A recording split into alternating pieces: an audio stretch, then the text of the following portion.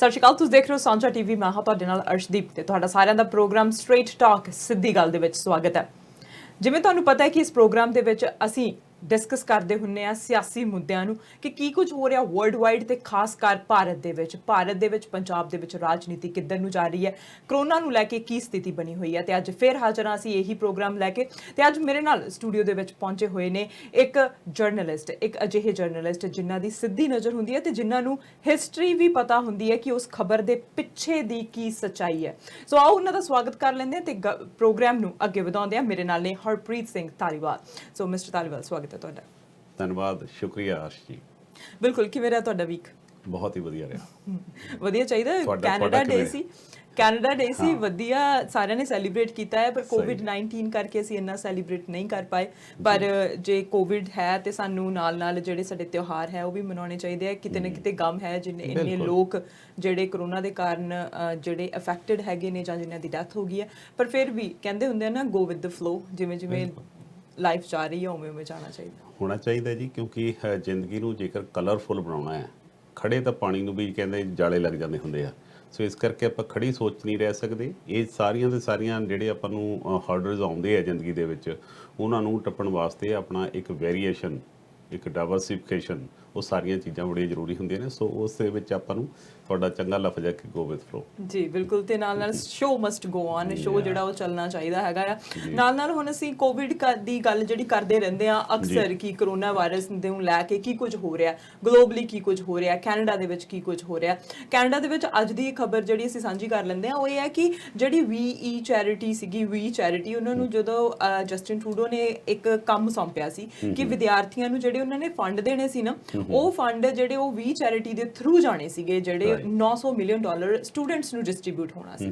ਪਰ ਅੱਜ ਕਿਸੇ ਕਾਰਨ ਕਰਕੇ, ਕਿਉਂਕਿ ਵੀ ਚੈਰਿਟੀ ਨੂੰ ਟਰੂਡੋ ਪਹਿਲਾਂ ਤੋਂ ਹੀ ਸਪੋਰਟ ਕਰਦੇ ਆਏ ਆ, ਪਰ ਅੱਜ ਕਿਸੇ ਕਾਰਨ ਦੇ ਕਰਕੇ, ਜਿਵੇਂ ਸਾਡੇ ਫੈਡਰਲ ਮਿਨਿਸਟਰ ਨੇ ਬਰਦੀਸ਼ ਜੱਗੜ, ਉਹਨਾਂ ਵੱਲੋਂ ਵੀ ਅਨਾਉਂਸ ਕੀਤਾ ਗਿਆ ਕਿ ਉਹਨਾਂ ਤੋਂ ਹੁਣ ਉਹ ਕੰਟਰੈਕਟ ਖੋਲਿਆ ਗਿਆ। ਪਹਿਲਾਂ ਪੈਸੇ ਵੀ ਉਹਨਾਂ ਨੂੰ ਦੇ ਦਿੱਤੇ ਗਏ ਸੀ, ਪਰ ਉਹ ਪੈਸੇ ਹੁਣ ਜਿਹੜੀ ਉਹ ਚੈਰਿਟੀ ਕੰਪਨੀ ਹੈਗੀ ਉਹ ਵਾਪਸ ਕਰ ਰਹੀ ਹੈਗੀ ਤੇ ਹੁਣ ਫੈਡਰਲ ਸਰਕਾਰ ਖੁਦ ਹੀ ਉਹ ਪ੍ਰੋਗਰਾਮ ਨੂੰ ਅੱਗੇ ਚਲਾਵੇਗੀ। ਫੈਡਰਲ ਸਰਕਾਰ ਬਹੁਤ ਕੁਝ ਕਰ ਰਹੀ ਹੈ। ਜੇ ਹੁਣ ਭਾਰਤ ਦੀ ਗੱਲ ਕਰੀਏ, ਭਾਰਤ ਦੇ ਵਿੱਚ ਵੀ PM ਕੇਅਰ ਫੰਡ ਹੈਗਾ ਆ। ਸੋ ਇਦਾਂ ਦੇ ਫੰਡ ਨੂੰ ਚਲਾਉਣ ਦੇ ਲਈ ਭਾਰਤ ਦੇ ਵਿੱਚ ਕੀ ਕੁਝ ਹੋ ਰਿਹਾ, ਹੁਣ ਉੱਥੇ ਉਹਨੂੰ ਲੈ ਕੇ ਡਿਸਪਿਊਟ ਹੋ ਰਿਹਾ।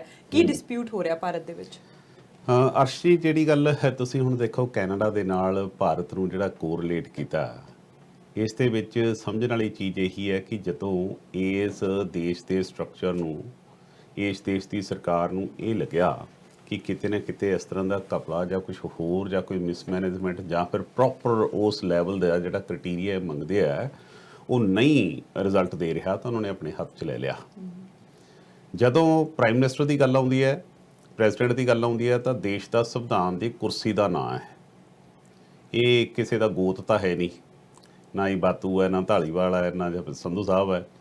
ਉਹ ਇਹ ਜਦੋਂ ਪ੍ਰਾਈਮ ਮਿਨਿਸਟਰ ਦੀ ਗੱਲ ਚੱਲਦੀ ਹੈ, ਤੁਸੀਂ ਇੰਡੀਆ ਦੇ ਪ੍ਰਾਈਮ ਮਿਨਿਸਟਰ ਦੀ PM ਕੇਅਰ ਫੰਡ ਦੀ ਗੱਲ ਕੀਤੀ ਆ।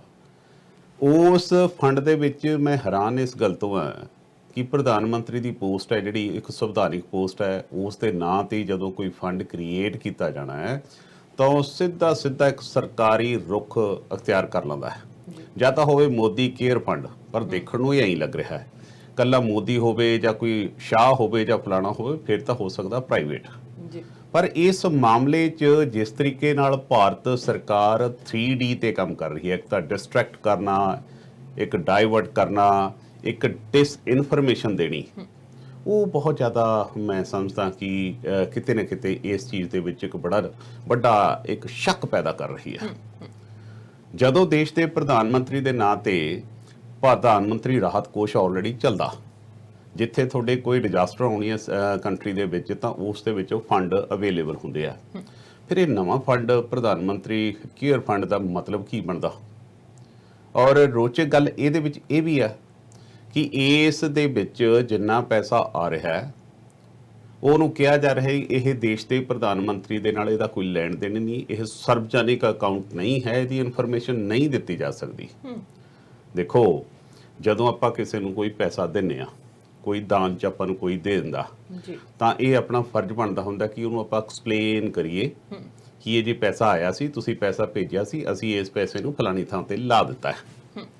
ਪਰ ਇੱਥੇ ਦੇਖੋ, ਬਿਊਟੀ ਇਸ ਗੱਲ ਦੀ ਹੈ ਕਿ ਸਾਡੇ ਉਸ ਫੰਡ ਨੂੰ, ਜਿਸ ਦੇ ਵਿੱਚ ਦੇਸ਼ ਦਾ ਪ੍ਰਧਾਨ ਮੰਤਰੀ ਵੀ ਸ਼ਾਮਲ ਹੈ, ਡਿਫੈਂਸ ਮਿਨਿਸਟਰ ਵੀ ਤੇ ਹੋਮ ਮਿਨਿਸਟਰ ਵੀ ਸ਼ਾਮਲ ਹੈ। ਉਹਨੂੰ ਕਿਹਾ ਜਾ ਰਿਹਾ ਕਿ ਇਹ ਸਰਵਜਨਿਕ ਨਹੀਂ ਹੈ। ਇਹਦਾ ਮਤਲਬ ਤਾਂ ਹੈ ਸਾਡੇ ਦੇਸ਼ ਦੀ ਸਰਕਾਰ ਇੱਕ ਪ੍ਰਾਈਵੇਟ ਰੂਪ 'ਚ ਚੱਲ ਰਹੀ ਹੈ, ਉਹ ਦੇਸ਼ ਦਾ ਇੱਕ ਸੰਵਿਧਾਨਿਕ ਤੌਰ ਤੇ ਸਾਡੀ ਸਰਕਾਰ ਨਹੀਂ ਚੱਲ ਰਹੀ। ਉਸ ਦੇ ਵਿੱਚ ਕਿਹੜਾ ਪੈਸਾ ਕਿੱਥੋਂ ਆਇਆ, ਇਹ ਜਿਹੜਾ PM ਕੇਅਰ ਦਾ ਜਿਹੜਾ ਸਟਰਕਚਰ ਹੈ, ਅਸਲ 'ਚ ਇਹਦਾ ਸਟਰਕਚਰ ਹੈ ਕੀ ਹੈ, ਇਸ ਦੇ ਬਾਰੇ ਵੀ ਦੱਸਿਆ ਨਹੀਂ ਜਾ ਰਿਹਾ ਜੀ। ਇਸ ਦੇ ਵਿੱਚ ਜਿਹੜਾ ਕੋਈ ਪੈਸਾ ਆਉਂਦਾ ਹੈ, ਇਹ ਆਉਂਦਾ ਹੁੰਦਾ ਜੀ corporate social responsibility company act ਹੈ ਜਿਹੜਾ, ਇਹਨੂੰ ਤੋੜ ਦਿੱਤਾ ਗਿਆ। ਇਹਨੂੰ ਤੋੜ ਕੇ ਉਸ ਦੇ ਵਿੱਚ ਉਹਦੀਆਂ ਅਮੈਂਡਮੈਂਟ ਕਰ ਦਿੱਤੀਆਂ ਨੇ ਜੀ ਵੀ ਇਹਦੀ ਕੋਈ RTI ਨਹੀਂ ਲੈ ਸਕਦਾ। ਦੇਖੋ RTI ਜਦੋਂ ਆਪਾਂ ਰੋਕਣ ਦੀ ਕੋਸ਼ਿਸ਼ ਕਰਦੇ ਹਾਂ, ਇੱਕ ਪਬਲਿਕ ਫੰਡ ਨੂੰ ਰੋਕਣ ਦੀ ਕੋਸ਼ਿਸ਼ ਕਰਦੇ ਹਾਂ, ਤਾਂ ਮਤਲਬ ਕਿਤੇ ਨਾ ਕਿਤੇ ਘਪਲਾ ਹੈਗਾ। ਇਹ ਟਰਾਂਸਪੇਰੈਂਸੀ ਇਹਦੇ ਵਿੱਚ ਨਹੀਂ ਹੈਗੀ ਜੀ। ਜਿਹੜਾ ਦੇਸ਼ ਦੇ ਵਿੱਚ ਇਸ ਗੱਲ ਦੀ ਗੱਲ ਕੀਤੀ ਜਾ ਰਹੀ ਹੈ ਕਿ ਇਸ ਦਾ ਹਿਸਾਬ ਕਿਤਾਬ ਦੇਣ ਦੀ ਬਜਾਏ ਮੌਜੂਦਾ ਜਿਹੜੀ ਸਰਕਾਰ ਹੈ ਉਹ ਕਾਂਗਰਸ ਤੇ ਬਲੇਮ ਕਰ ਰਹੀ ਹੈ ਕਿ ਕਾਂਗਰਸ ਵੀ ਤਾਂ ਬਾਹਰਲੇ ਮੁਲਕਾਂ ਤੋਂ ਫੰਡ ਲੈਂਦੀ ਰਹੀ ਹੈ। ਹੁਣ ਕਾਂਗਰਸ ਨੇ ਬਿਲਕੁਲ ਆਪਣੇ ਸਮਿਆਂ ਦੇ ਵਿੱਚ ਪੁਰਾਣੇ ਫੰਡ ਲਏ, $3 ਲੱਖ ਦਾ ਉਹਨਾਂ ਨੇ ਇੱਕ ਫੰਡ ਲਿਆ ਸੀ। ਉਹ ਸੀ ਕਿ ਡਿਸੇਬਲ ਬੱਚਿਆਂ ਦੇ ਵਾਸਤੇ ਉਹਨਾਂ ਦੀ ਸਾਂਭ ਸੰਭਾਲ ਵਾਸਤੇ ਕਿਵੇਂ ਕਰਨੇ ਨੇ ਜੀ। ਉਸ ਮਾਮਲੇ 'ਚ ਉਹਨਾਂ ਨੇ ਫੋਰਨ ਕੰਟਰੀਬਿਊਸ਼ਨ ਐਕਟ ਦੇ ਤਹਿਤ ਉਹ ਲਿਆ, ਉਹਦਾ ਆਡਿਟ ਹੋਇਆ। ਆਡਿਟ ਹੋਣ ਤੋਂ ਬਾਅਦ ਸਾਰਾ ਪਤਾ ਲੱਗਿਆ ਪੈਸਾ ਕਿੱਥੇ ਕਿੱਥੇ ਗਿਆ। ਹੁਣ ਜਿਹੜਾ PM ਕੇਅਰ ਫੰਡ ਬਣਾਇਆ ਗਿਆ ਅਰਸ਼, ਇਸ ਦੇ ਵਿੱਚ ਨਾ ਤਾਂ ਤੁਸੀਂ ਇਹਨੂੰ ਆਡਿਟ ਕਰ ਸਕਦੇ ਹੋ, ਨਾ ਤੁਸੀਂ ਇਹਦੀ RTI ਲੈ ਸਕਦੇ ਹੋ, ਨਾ ਤੁਹਾਡੇ ਕੋਲ ਕੋਈ ਪੁੱਛਣ ਦਾ ਅਧਿਕਾਰ ਹੈ ਵੀ ਪੈਸਾ ਕਿੱਥੋਂ ਆਇਆ, ਕਿਹਦੇ ਕੋਲ ਆਇਆ, ਕਿਹਦੇ ਕੋਲ ਗਿਆ। ਲਗਭਗ 10,000 ਕਰੋੜ ਰੁਪਈਆ ਇਹਦੇ 'ਚ। ਵਾਹ, ਇੱਕ ਅੱਧਾ ਰੁਪਈਆ ਨਹੀਂ ਜਾਂ 100-200 ਕਰੋੜ ਨਹੀਂ ਹੈ, 10,000 ਕਰੋੜ। ਔਰ ਰੋਚਕ ਗੱਲ ਇਹ ਹੈ ਜਿੱਥੇ ਦੇਸ਼ ਦੇ ਵਿੱਚ ਇਸ ਗੱਲ ਦਾ ਨਾਅਰਾ ਲਾਇਆ ਜਾ ਰਿਹਾ ਹੈ ਕਿ ਅਸੀਂ ਜੇ ਚਾਈਨਾ ਦੇ ਨਾਲ ਦੋ ਹੱਥ ਕਰ ਲੈਣੇ ਆ, ਚਾਈਨਾ ਤੇ ਹੁਣ ਡਿਜੀਟਲ ਸਟ੍ਰਾਈਕ ਕਰ ਦੇਣੀ ਹੈ। ਔਰ ਇਹਦੇ ਵਿੱਚ ਜਿਹੜੇ ਪੈਸੇ ਆਏ ਨੇ ਉਹ ਚਾਈਨੀਜ਼ ਕੰਪਨੀ ਨੇ, ਜਿਹੜਾ ਹਵਾਈ ਜਿਹੜਾ ਸੈੱਲ ਫੋਨ ਬਣਾਉਂਦਾ ਨਾ ਜੀ ਹਵਾਈ, ਉਹਦੇ ਕੋਲੋਂ ਲਗਭਗ ਮੇਰੇ ਹਿਸਾਬ ਨਾਲ 8 ਤੋਂ 10 ਕਰੋੜ ਤਾਂ ਉਹਨਾਂ ਨੇ ਦਿੱਤਾ ਹੋਇਆ ਇਸ ਖੰਡ ਦੇ ਵਿੱਚ। ਕਿਤੇ ਤਾਂ ਅਸੀਂ ਗੱਲਾਂ ਕਰਦੇ ਹਾਂ ਕਿ ਉਹਨਾਂ ਦੇ 59 ਐਪ ਅਸੀਂ ਬੰਦ ਕਰਤੇ, ਚਾਈਨੀਜ਼ ਕੰਪਨੀਆਂ ਨੇ ਇੱਥੇ ਵੰਡ ਦੇਣੀਆਂ, ਜਾਂ ਫਿਰ ਓਪੋ ਮੋਬਾਈਲ ਬਣਾਉਂਦੇ ਸੀ ਨਾ, ਉਹਨਾਂ ਨੇ ਵੀ ਕਰੋੜਾਂ 'ਚ ਅਮਾਉਂਟ ਉਹਨਾਂ ਨੇ ਦਿੱਤੀ ਹੋਈ ਹੈ। ਆ ਜਿਹੜਾ ਐਪ ਹੁਣ ਬੰਦ ਹੋਇਆ ਟਿਕਟੌਕ ਜਿਹਨੂੰ ਕਹਿੰਦੇ ਸੀ, ਬਹੁਤ ਸਾਰੇ ਲੋਕਾਂ ਦਾ ਦਿਲ ਟੁੱਟਿਆ ਜਿਹਦੇ ਨਾਲ। 30 ਕਰੋੜ ਰੁਪਈਆ PM ਕੇਅਰ ਫੰਡ ਨੂੰ ਉਸ ਚਾਈਨੀਜ਼ ਕੰਪਨੀ ਨੇ ਦਿੱਤਾ ਹੋਇਆ, ਔਰ ਉਸ ਦਾ ਹਿਸਾਬ ਕਿਤਾਬ ਕੋਈ ਨਹੀਂ, ਪੁੱਛਣ ਵਾਲਾ ਕੋਈ ਨਹੀਂ। ਸੋ ਉਸ ਦੇ ਵਿੱਚ ਜਿਹੜੇ ਸ਼ੰਕੇ ਖੜੇ ਹੁੰਦੇ ਆ, ਜਿਹੜਾ ਦੇਸ਼ ਦੇ ਵਿੱਚ ਜਿਹੜਾ ਇੱਕ ਤਬਦੀਲੀ ਆ ਰਹੀ ਹੈ 2-3 ਪਾਸੇ, ਇੱਕ ਤਾਂ ਪੋਲੀਟੀਕਲੀ, ਇੱਕ ਰਿਲੀਜੀਅਸ ਤੌਰ ਤੇ, ਇੱਕ ਸੋਸ਼ਲ ਤੌਰ ਤੇ। ਜਿਹੜੀ ਇਹ ਸਾਰੀ ਦੀ ਸਾਰੀ ਜਿਹੜੀ ਡਿਟੀਰੀਏਸ਼ਨ ਆ ਰਹੀ ਹੈ ਨਾ, ਸਾਰੀ ਇਹ ਗਿਰਾਵਟ ਆਉਣ ਦੇ ਕਾਰਨ ਦੇਸ਼ ਦੇ ਵਿੱਚ ਇੱਕ ਵੱਖਰਾ ਜਿਹਾ ਖਤਰਾ ਜਿਹਾ ਪੈਦਾ ਹੋ ਗਿਆ ਕਿ ਲੋਕਤੰਤਰ ਹੌਲੀ ਹੌਲੀ ਖਤਮ ਹੋ ਰਿਹਾ ਹੈ। ਪਹਿਲਾਂ ਸਰਕਾਰ ਵੱਲੋਂ ਵਿੱਦਿਆ ਦੇ ਖੇਤਰ ਦੇ ਵਿੱਚ ਉਹ ਲੋਕ ਜਿਨ੍ਹਾਂ ਦਾ ਵਿੱਦਿਆ ਦੇ ਨਾਲ ਲੈਣਾ ਦੇਣਾ ਕੋਈ ਨਹੀਂ ਸੀ, ਪਰ ਨਾਗਪੁਰ ਦੇ ਨਾਲ ਸੀਗਾ, RSS ਦੇ ਨਾਲ, ਉਹਨਾਂ ਨੂੰ ਯੂਨੀਵਰਸਿਟੀਆਂ ਦੇ ਵਿੱਚ ਬਿਠਾਇਆ, ਉਹਨਾਂ ਨੂੰ ਵਾਈਸ ਚਾਂਸਲਰ ਉੱਥੇ ਲਾਇਆ। ਉਸ ਤੋਂ ਬਾਅਦ ਜਿੱਥੇ ਸਿਹਤ ਦੀ ਗੱਲ ਚੱਲਦੀ ਹੈ, ਸਿਹਤ ਦੇ ਮਾਮਲੇ 'ਚ ਕੇਂਦਰ ਸਰਕਾਰ ਸਿੱਧਾ ਇੰਟਰਫੇਅਰ ਲੱਗੀ ਕਰਨ। ਹੁਣ ਤਾਂ ਰਹਿੰਦੀ ਖੁੰਦੀ ਕਸਰ ਤੁਹਾਨੂੰ ਯਾਦ ਹੋਣਾ ਕਿ ਆ ਜਿਹੜਾ ਨਵਾਂ ਆਰਡੀਨੈਂਸ ਖੇਤੀ ਦੇ ਮਾਮਲੇ 'ਚ ਆਇਆ, ਉਹ ਸਿੱਧਾ ਸਾਡੇ ਕਿਸਾਨਾਂ ਤੇ ਹੌਲੀ ਹੌਲੀ ਇਹ ਸਾਰੀਆਂ ਮੰਡੀਕਰਨ ਬੋਰਡ ਖਤਮ ਕਰਕੇ ਇਹ ਜਿਹੜਾ ਫੈਡਰਲ ਸਟਰਕਚਰ ਹੈ ਇਹ ਤੇ ਅਟੈਕ ਮੌਜੂਦਾ ਸਰਕਾਰ ਕਰ ਰਹੀ ਹੈ। ਉਹ ਕਿਤੇ ਨਾ ਕਿਤੇ ਇਹੀ ਉਸ ਜਿਹੜੀ ਹਿਟਲਰ ਦੀ ਜਿਹੜੀ ਸੋਚ ਸੀ, ਨਾਜ਼ੀਵਾਦ ਸੋਚ ਸੀ, ਉਸ ਵੱਲ ਨੂੰ ਸਾਡੀ ਸਰਕਾਰ ਵੱਧ ਰਹੀ ਹੈ। ਸੋ ਬਹੁਤ ਸਾਰੀਆਂ ਚੀਜ਼ਾਂ ਨੇ ਜਿਹੜੀਆਂ ਸਾਡੇ ਲੋਕਤੰਤਰ ਵਾਸਤੇ ਆਉਂਦਾ ਸਮਾਂ ਜਿਹੜਾ ਲੱਗਦਾ, ਉਹ ਮੈਨੂੰ ਲੱਗਦਾ ਕਿ ਕਾਫੀ ਖਤਰਾ ਖੜਾ ਕਰ ਸਕਦਾ। ਜਿਵੇਂ ਤੁਸੀਂ ਦੱਸਿਆ ਕਿ ਐਪਸ, ਜਿਵੇਂ ਹੁਣ ਚੀਨੀ ਐਪਸ ਬੰਦ ਕਰ ਦਿੱਤੀਆਂ ਗਈਆਂ ਨੇ। ਪਹਿਲਾਂ ਤੁਸੀਂ ਇਹ ਵੀ ਦੇਖਿਆ ਹੋਣਾ ਕਿ ਲੋਕ ਕਹਿ ਰਹੇ ਸੀ ਕਿ ਚੀਨ ਦਾ ਬਾਈਕਾਟ ਕਰੋ, ਆਪਣੇ ਹੀ TV ਸਿੱਟੇ ਜਾ ਰਹੇ ਸੀ ਲੋਕਾਂ ਦੇ ਵੱਲੋਂ, ਬਈ ਇਹਨਾਂ ਦੇ ਤਾਂ ਤੁਹਾਡੇ ਪੈਸੇ ਲੱਗੇ ਆ, ਇਹ ਤਾਂ ਤੁਸੀਂ ਸੰਭਾਲ ਕੇ ਰੱਖੋ, ਪਰ ਚਾਈਨਾ ਦਾ ਸਮਾਨ ਦਾ ਬਾਈਕਾਟ ਕਰੋ। ਜਿਹੜੀਆਂ ਸਮਾਨ ਤੁਸੀਂ ਲੋਕਲ ਬਣਾ ਸਕਦੇ ਹੈਗੇ ਆ, ਲੋਕਲ ਮਜ਼ਦੂਰ ਲੋਕਲ ਫੈਕਟਰੀਆਂ ਦੇ ਵਿੱਚ ਬਣ ਸਕਦਾ ਆ, ਉਹ ਤੁਸੀਂ ਬਾਹਰੋਂ ਜਿਹੜਾ ਇੰਪੋਰਟ ਕਰਵਾਉਂਦੇ ਹੈਗੇ ਹੋ, ਉੱਥੋਂ ਲੈ ਕੇ ਆਉਂਦੇ ਹੈਗੇ ਹੋ, ਤੇ ਉਹ ਚੀਜ਼ਾਂ ਨੂੰ ਤੁਹਾਨੂੰ ਬੰਦ ਕਰਨਾ ਚਾਹੀਦਾ। ਹੁਣ ਐਪਸ ਬੰਦ ਹੋ ਗਈਆਂ ਨੇ, ਹੁਣ ਇਹ ਨਹੀਂ ਪਤਾ ਕਦੋਂ ਤੱਕ ਇਹ ਬੰਦ ਹੋਣਗੀਆਂ, ਕਦੋਂ ਤੱਕ ਇਹ ਜਿਹੜਾ ਬੰਦ ਚੱਲੂਗਾ, ਕਦੋਂ ਤੱਕ, ਕਿਉਂਕਿ ਜਦੋਂ ਅਸੀਂ ਐਪਸ ਦੀ ਗੱਲ ਕਰਦੇ ਹਾਂ ਤਾਂ ਬਹੁਤ ਸਾਰੀਆਂ ਚੀਜ਼ਾਂ ਫਿਰ ਸਾਹਮਣੇ ਹੋਰ ਆ ਜਾਂਦੀਆਂ ਕਿ ਇਸ ਟੈਕਨੋਲੋਜੀ ਦੇ ਨਾਲ ਤੁਸੀਂ ਇਦਾਂ ਇਹਨੂੰ ਡਾਊਨਲੋਡ ਕਰ ਸਕਦੇ ਆ। ਸੋ ਬਹੁਤ ਸਾਰੀਆਂ ਚੀਜ਼ਾਂ ਉਹਦੇ ਵਿੱਚ ਸਾਹਮਣੇ ਆ ਜਾਂਦੀਆਂ ਨੇ। ਹੁਣ ਇਹ ਬੈਨ ਕਦੋਂ ਤੱਕ ਚੱਲੇਗਾ ਤੇ ਇਹਦਾ ਕੀ ਹੋਰ ਅੱਗੇ ਜਾ ਕੇ ਰਿਜ਼ਲਟ ਆਊਗਾ, ਇਹ ਵੀ ਆਉਣ ਵਾਲਾ ਸਮਾਂ ਹੀ ਦੱਸੂਗਾ। ਬਿਲਕੁਲ ਜਿਵੇਂ ਤੁਸੀਂ ਜ਼ਿਕਰ ਕੀਤਾ, ਮੈਂ ਕਿਤੇ ਰਿਪੋਰਟ ਇਸ ਗੱਲ ਦੀ ਪੜ੍ਹ ਰਿਹਾ ਸੀ ਕਿ 2019 ਦੇ ਵਿੱਚ US ਨੇ ਯੂਰਪੀਅਨ ਕੰਟਰੀਜ਼ ਨੂੰ ਅਲਰਟ ਕੀਤਾ ਕਿ ਚਾਈਨਾ ਜਿਸ ਤਰੀਕੇ ਨਾਲ ਡਿਜੀਟਲ ਦੇ ਵਿੱਚ ਸੇਂਧਮਾਰੀ ਕਰ ਰਿਹਾ ਹੈ, ਮਤਲਬ ਇਸ ਲੈਵਲ ਤੱਕ ਉਹ ਜਾ ਕੇ ਤੁਹਾਡੇ ਨਾਲ ਛੇੜਛਾੜ ਕਰ ਸਕਦਾ। ਇੰਡੀਆ ਨਾਲ ਤਾਂ ਹੋਇਆ ਜੀ, ਇੰਡੀਆ ਨਾਲ ਤਾਂ ਸਾਡੇ 15 ਦਿਨ ਸਾਡੀਆਂ ਸਾਰੀਆਂ ਦੇ ਸਾਰੀਆਂ ਸਰਕਾਰੀ ਜਿਹੜੀਆਂ ਸਾਈਟ ਸੀਗੀਆਂ, ਕੌਨਫੀਡੈਂਸ਼ੀਅਲ ਸਾਈਟ ਸੀ, ਚਾਈਨਾ ਨੇ ਹੈਕ ਕਰ ਲਈਆਂ ਸੀਗੀਆਂ।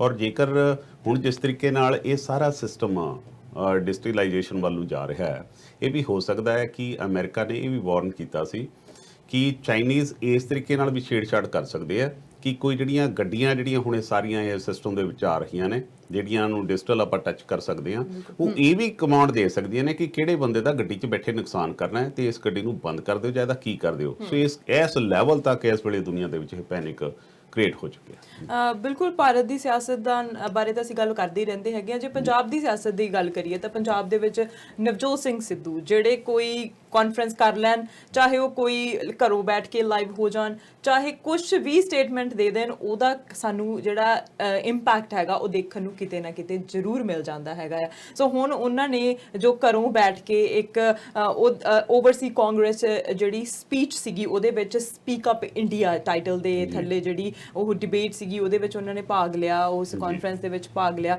ਤੇ ਉਹਨਾਂ ਨੇ ਜੋ ਸਟਾਰਟ ਕੀਤਾ ਕਿ ਮੇਰਾ ਜੂਤਾ ਹੈ ਜਾਪਾਨੀ, ਇਹ ਪਤਲੂਨ ਇੰਗਲਿਸਤਾਨੀ, ਹੈ ਨਾ। ਸੋ ਇਹ ਚੀਜ਼ਾਂ ਜਿਹੜੀਆਂ ਨੇ ਉਹਨਾਂ ਦੀ ਡਾਇਲੋਗ ਬਾਜੀ, ਉਹਨਾਂ ਦੀ ਸ਼ੇਅਰੋ ਸ਼ਾਇਰੀ ਦੇ ਨਾਲ ਗੱਲ ਕਹਿ ਜਾਣੀ ਤੇ ਫਿਰ ਨਾਮ ਨਾ ਲੈਣਾ ਸਿੱਧੇ ਤੌਰ ਦੇ ਉੱਤੇ, ਤੇ ਪਰ ਨਿਸ਼ਾਨੇ ਜਿਹੜੇ ਵੱਡੇ ਵੱਡੇ ਲਗਾ ਜਾਣਾ। ਸੋ ਇਸ ਵਾਰ ਜਿਹੜੀ ਉਹਨਾਂ ਨੇ ਸਪੀਚ ਦਾ ਕੀ ਇੰਪੈਕਟ ਪਿਆ ਹੈਗਾ ਜਿਹੜਾ ਇਸ ਵਾਰ ਉਹਨਾਂ ਨੇ ਆਪਣੀ ਗੱਲਬਾਤ ਕੀਤੀ ਹੈ। ਨਵਜੋਤ ਸਿੰਘ ਸਿੱਧੂ ਸਿਆਸਤ ਦਾ ਇਸ ਤਰ੍ਹਾਂ ਦਾ ਹਸਤਾਖਰ ਬਣ ਗਿਆ।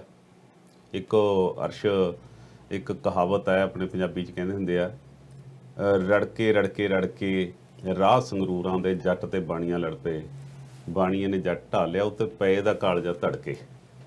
ਹੁਣ ਨਵਜੋਤ ਸਿੰਘ ਸਿੱਧੂ ਨਾ ਤਾਂ ਇਸ ਵੇਲੇ ਸਿਆਸਤ ਦੇ ਵਿੱਚ ਪੂਰਨ ਰੂਪ ਵਿੱਚ, ਨਾ ਕੋਈ ਮੰਤਰੀ ਨੇ, ਇੱਕ ਐਮਐਲਏ ਦੇ ਤੌਰ ਤੇ ਅੰਮ੍ਰਿਤਸਰ ਆਪਣਾ ਇੱਕ ਵੱਡਾ ਖੂਬਸੂਰਤ ਉਹਨਾਂ ਨੇ ਘਰ ਬਣਾਇਆ ਹੈ, ਉਸ ਦੇ ਵਿੱਚ ਰਹਿੰਦੇ ਆ। ਉੱਥੋਂ ਹੀ ਉਹ ਆਪਣਾ ਇੱਕ ਚੈਨਲ ਹੈ ਜਿੱਤੇਗਾ ਪੰਜਾਬ, ਉੱਥੋਂ ਲੋਕਾਂ ਦੇ ਨਾਲ ਜੁੜਨ ਦੀ ਕੋਸ਼ਿਸ਼ ਕਰਦੇ ਆ। ਪਰ ਗਾਹੇ ਬਗਾਹੇ ਹੁੰਦਾ ਕੀ ਹੈ ਕਿ ਉਹੀ ਜਿਹੜੀ ਸਰਕਾਰ ਪਾਵਰ ਦੇ ਵਿੱਚ ਬੈਠੀ ਹੈ, ਜਿਹਦੇ 'ਚ ਮੁੱਖ ਮੰਤਰੀ ਵੀ ਹੈਗੇ ਆ, ਬਹੁਤ ਸਾਰੇ ਮੰਤਰੀ ਵੀ ਹੈਗੇ ਆ, ਪਰ ਨਵਜੋਤ ਸਿੰਘ ਸਿੱਧੂ ਦਾ ਫੋਬੀਆ ਉਹਨੂੰ ਕਿਤੇ ਨਾ ਕਿਤੇ ਡਰਾਉਂਦਾ ਜ਼ਰੂਰ ਰਹਿੰਦਾ। ਹੁਣ ਨਵਜੋਤ ਸਿੰਘ ਸਿੱਧੂ ਦੀ ਜਿਹੜੀ ਤੁਸੀਂ ਚਰਚਾ ਕੀਤੀ ਹੈ ਕਿ ਉਹਨਾਂ ਨੇ ਓਵਰਸੀਜ਼ ਕਾਂਗਰਸ ਦੇ ਨੁਮਾਇੰਦਿਆਂ ਦੇ ਨਾਲ ਗੱਲਬਾਤ ਕੀਤੀ, ਇਸ ਮਾਮਲੇ 'ਚ ਖਬਰਾਂ ਇਸ ਤਰ੍ਹਾਂ ਦੀਆਂ ਨੇ ਅਰਸ਼ ਕਿ ਪੰਜਾਬ ਦੀ ਕੋਈ ਸੀਨੀਅਰ ਲੀਡਰਸ਼ਿਪ ਨਹੀਂ ਸੀ ਚਾਹੁੰਦੀ ਕਿ ਨਵਜੋਤ ਸਿੰਘ ਸਿੱਧੂ ਇਸ ਤਰ੍ਹਾਂ ਦੀ ਪ੍ਰੈਸ ਕਾਨਫਰੰਸ ਜਾਂ NRIs ਜਿਹੜੇ ਕਾਂਗਰਸ ਦੇ ਨੇ ਉਹਨਾਂ ਨੂੰ ਮੁਖਾਤਿਬ ਹੋਣ। ਪਰ ਇਹ ਜਿਹੜਾ ਸਾਰਾ ਕੁਝ ਪ੍ਰਬੰਧ ਕੀਤਾ ਗਿਆ ਸੀ, ਇਹ ਜਿਹੜੀ ਕੇਂਦਰ ਦੇ ਵਿੱਚ ਬੈਠੀ ਹੈ ਗਾਂਧੀ ਪਰਿਵਾਰ ਦੇ ਅੰਕਲ ਨੇ, ਸੈਮ ਪਤਰੋਦਾ, ਉਹ ਰਾਜੀਵ ਗਾਂਧੀ ਦੇ ਬੜੇ ਖਾਸਮ ਖਾਸ ਸੀ। ਇਸ ਕਰਕੇ ਰਾਹੁਲ ਗਾਂਧੀ ਤੇ ਪ੍ਰਿਯੰਕਾ ਗਾਂਧੀ ਵੀ ਉਹਨਾਂ ਨੂੰ ਅੰਕਲ ਕਹਿੰਦੇ ਆ। ਹੁਣ ਅੰਕਲ ਵੱਲੋਂ ਕੀਤਾ ਗਿਆ।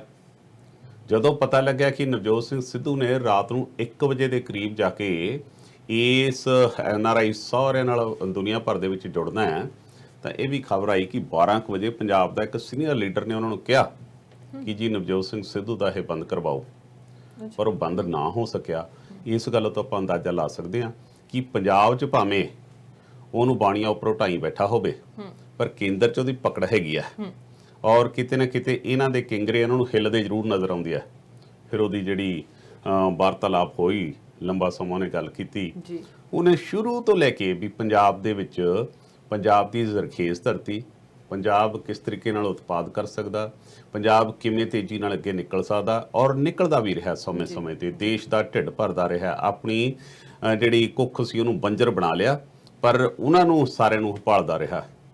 ਫਿਰ ਭਾਵੇਂ ਕਿ ਪੁਰਾਣੀਆਂ ਸਰਕਾਰਾਂ ਹੋਣ, ਭਾਵੇਂ ਪਿਛਲੇ 10 ਸਾਲ ਜਦੋਂ ST ਸ਼੍ਰੋਮਣੀ ਅਕਾਲੀ ਦਲ ਤੇ BJP ਗੱਠਜੋੜ ਰਿਹਾ ਉਹਦੇ ਵਿੱਚ ਹੋਵੇ, ਉਸ ਦੇ ਵਿੱਚ ਕਿਸ ਤਰੀਕੇ ਨਾਲ ਵੱਡੇ ਵੱਡੇ ਘਪੜੇ ਹੋਏ, ਜਿਹੜੇ ਦੇ ਨਾਲ ਕੁਝ ਸਾਲਾਂ 'ਚ ਸਟੇਟ ਇਸ ਜਿਹੜਾ ਡੈਬਿਟ ਦੇ ਥੱਲੇ ਉਹਨਾਂ ਨੇ ਦੱਸਿਆ ਕਿ ਹੁਣ 2.5 ਲੱਖ ਕਰੋੜ ਦੇ ਕਰੀਬ ਸਿੱਧੇ ਕਰਜ਼ਾਈਆਂ। ਉਸ ਤੋਂ ਬਿਨਾਂ ਜਿਹੜੀਆਂ ਸਾਡੀਆਂ ਸਰਕਾਰੀ ਪ੍ਰਾਪਰਟੀਆਂ ਨੇ, ਕੋਈ ਬੱਸ ਸਟੈਂਡ ਨੇ, ਕੋਈ ਜੇਲ੍ਹਾਂ ਨੇ, ਕੋਈ ਹੋਰ ਜਿਹੜੇ ਸਰਵਜਨਿਕ ਤੌਰ ਤੇ ਸਾਡੇ ਮੋਨੂਮੈਂਟਸ ਨੇ, ਉਹਨਾਂ ਨੂੰ ਕਿਸ ਤਰੀਕੇ ਨਾਲ ਅਸੀਂ ਗਿਰਵੀ ਰੱਖਿਆ ਹੋਇਆ। ਹਾਲਾਤ ਉਹਨਾਂ ਨੇ ਦੱਸਿਆ ਕਿ ਇਸ ਤਰ੍ਹਾਂ ਦੇ ਹੋ ਗਏ ਕਿ ਸਾਨੂੰ ਇੰਨਾ ਕਰਜ਼ਾ ਚੜ ਗਿਆ, ਕਰਜ਼ੇ ਦਾ ਵਿਆਜ ਦੇਣ ਵਾਸਤੇ ਸਾਨੂੰ ਕਰਜ਼ਾ ਚੱਕਣਾ ਪੈ ਰਿਹਾ ਹੈ।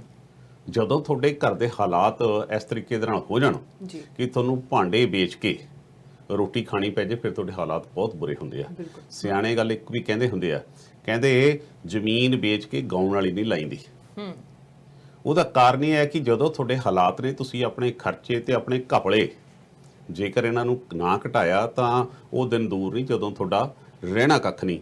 ਜੀ ਹੁਣ ਉਹਨੇ ਇਹ ਵੀ ਸਾਰੀ ਗੱਲ ਕਹੀ ਬੜਾ ਜ਼ੋਰ ਦੇ ਕੇ, ਤੁਸੀਂ ਦੇਖੀ ਹੋਣੀ ਆ। ਬਿਲਕੁਲ ਉਹ ਕਹਿੰਦੇ ਵੀ ਇਹਨਾਂ ਸਾਰੀਆਂ ਚੀਜ਼ਾਂ ਦਾ ਇਲਾਜ ਮੇਰੇ ਕੋਲ ਹੈਗਾ, ਮੇਰੇ ਕੋਲ ਹੈਗਾ। ਜੀ ਉਹਨਾਂ ਨੇ ਇਹ ਗੱਲ ਸਿੱਧੀ ਉਹਨਾਂ ਨੇ ਕਿਹਾ ਕਿ ਕਿਸ ਤਰੀਕੇ ਨਾਲ 1997 ਦੇ ਵਿੱਚ ਕਰਜ਼ਾ ਕਿੰਨਾ ਸੀ, ਜਾਂ 2007 ਦੇ ਵਿੱਚ ਜਾ ਕੇ 48 ਹੋਇਆ, 48 ਤੋਂ 1.5 ਪੌਣੇ 2 ਲੱਖ 10 ਸਾਲਾਂ 'ਚ ਹੋ ਗਿਆ। ਹੁਣ ਜਦੋਂ ਆਹ ਟਰਮ ਸਾਡੀ 22 ਤੱਕ ਜਾਣੀ, ਕਿੱਥੇ ਤੱਕ ਗੱਲ ਜਾ ਪਹੁੰਚਣੀ ਹੈ।